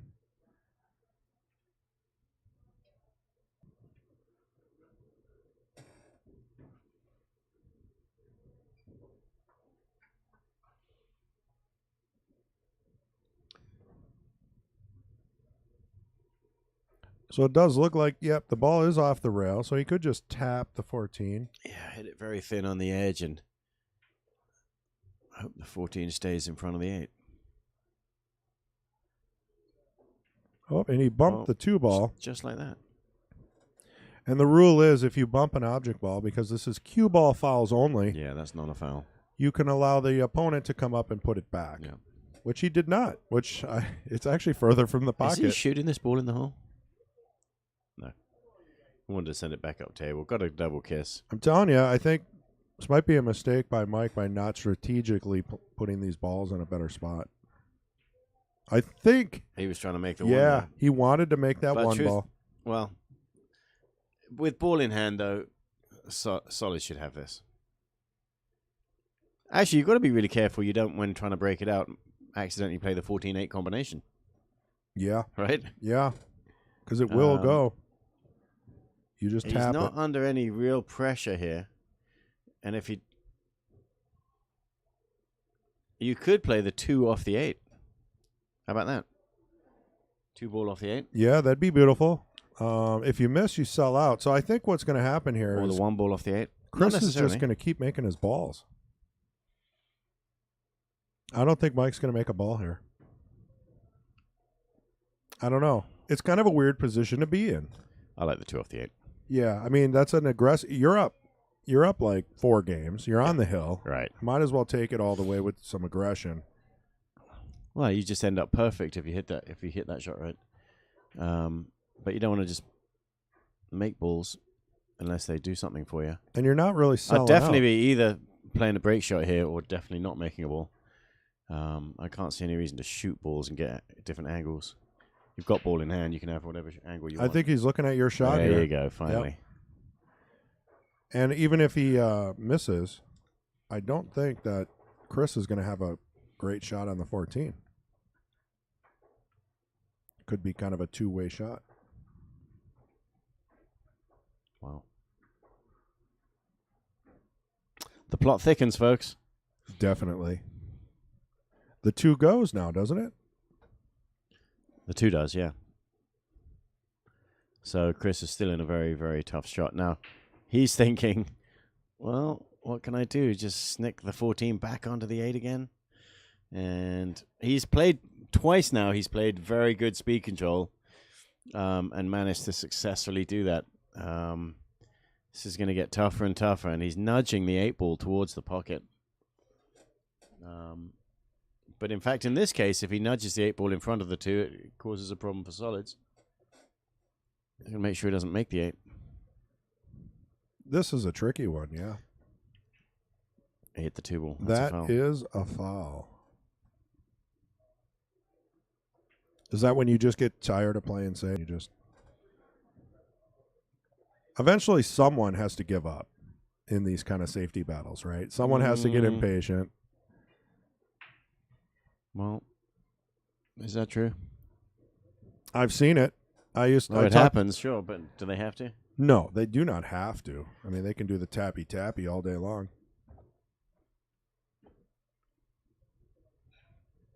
I mean, there are. I know it's rare stalemate type situations, aren't they, where neither player chooses to really play the aggressive sellout shot. Well, Mike's wasting 0 time. Well, Mike's going to win this match with a good lopsided score from his point of view.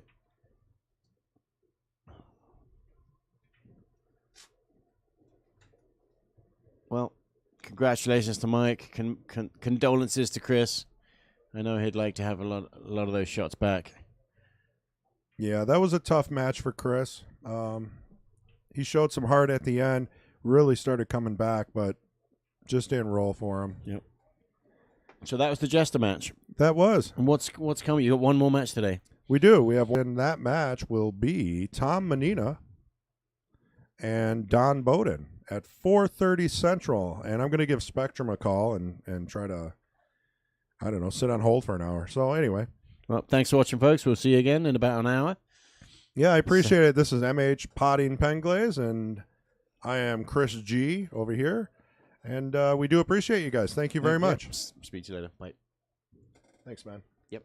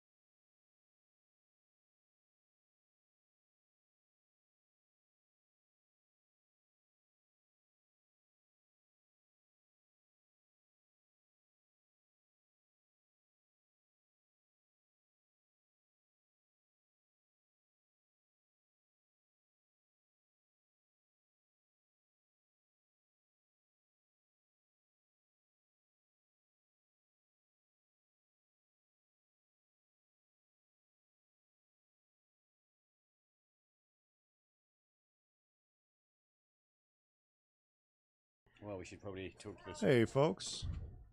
Looks like they're still playing. I don't know. I feel like Mike had 6 and then won that last match.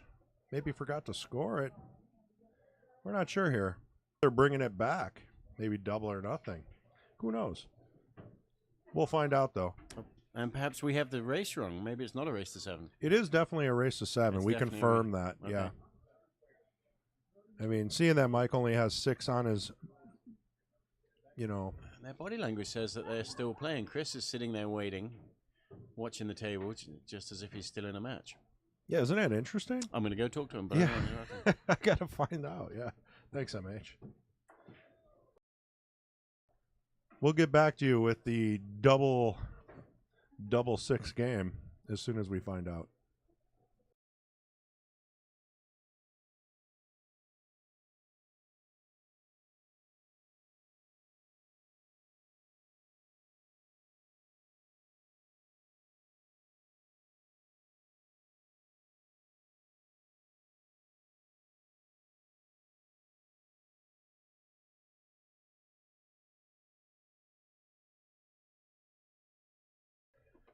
All right, just to clarify, Mike Gaines did win the match. He just forgot to score it, and they're just playing it back.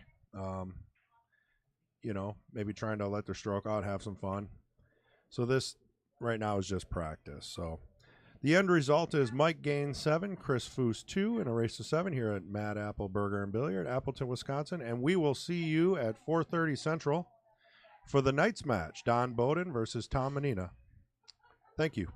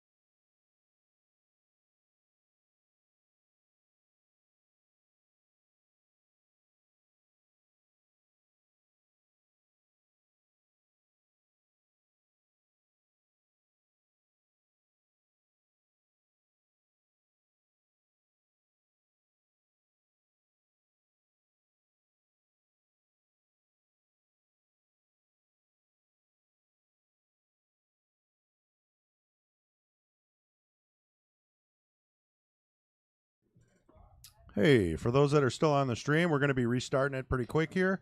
We got the next match starting in 15 minutes. Tom Manina and Don Bowden. So we'll see you guys soon.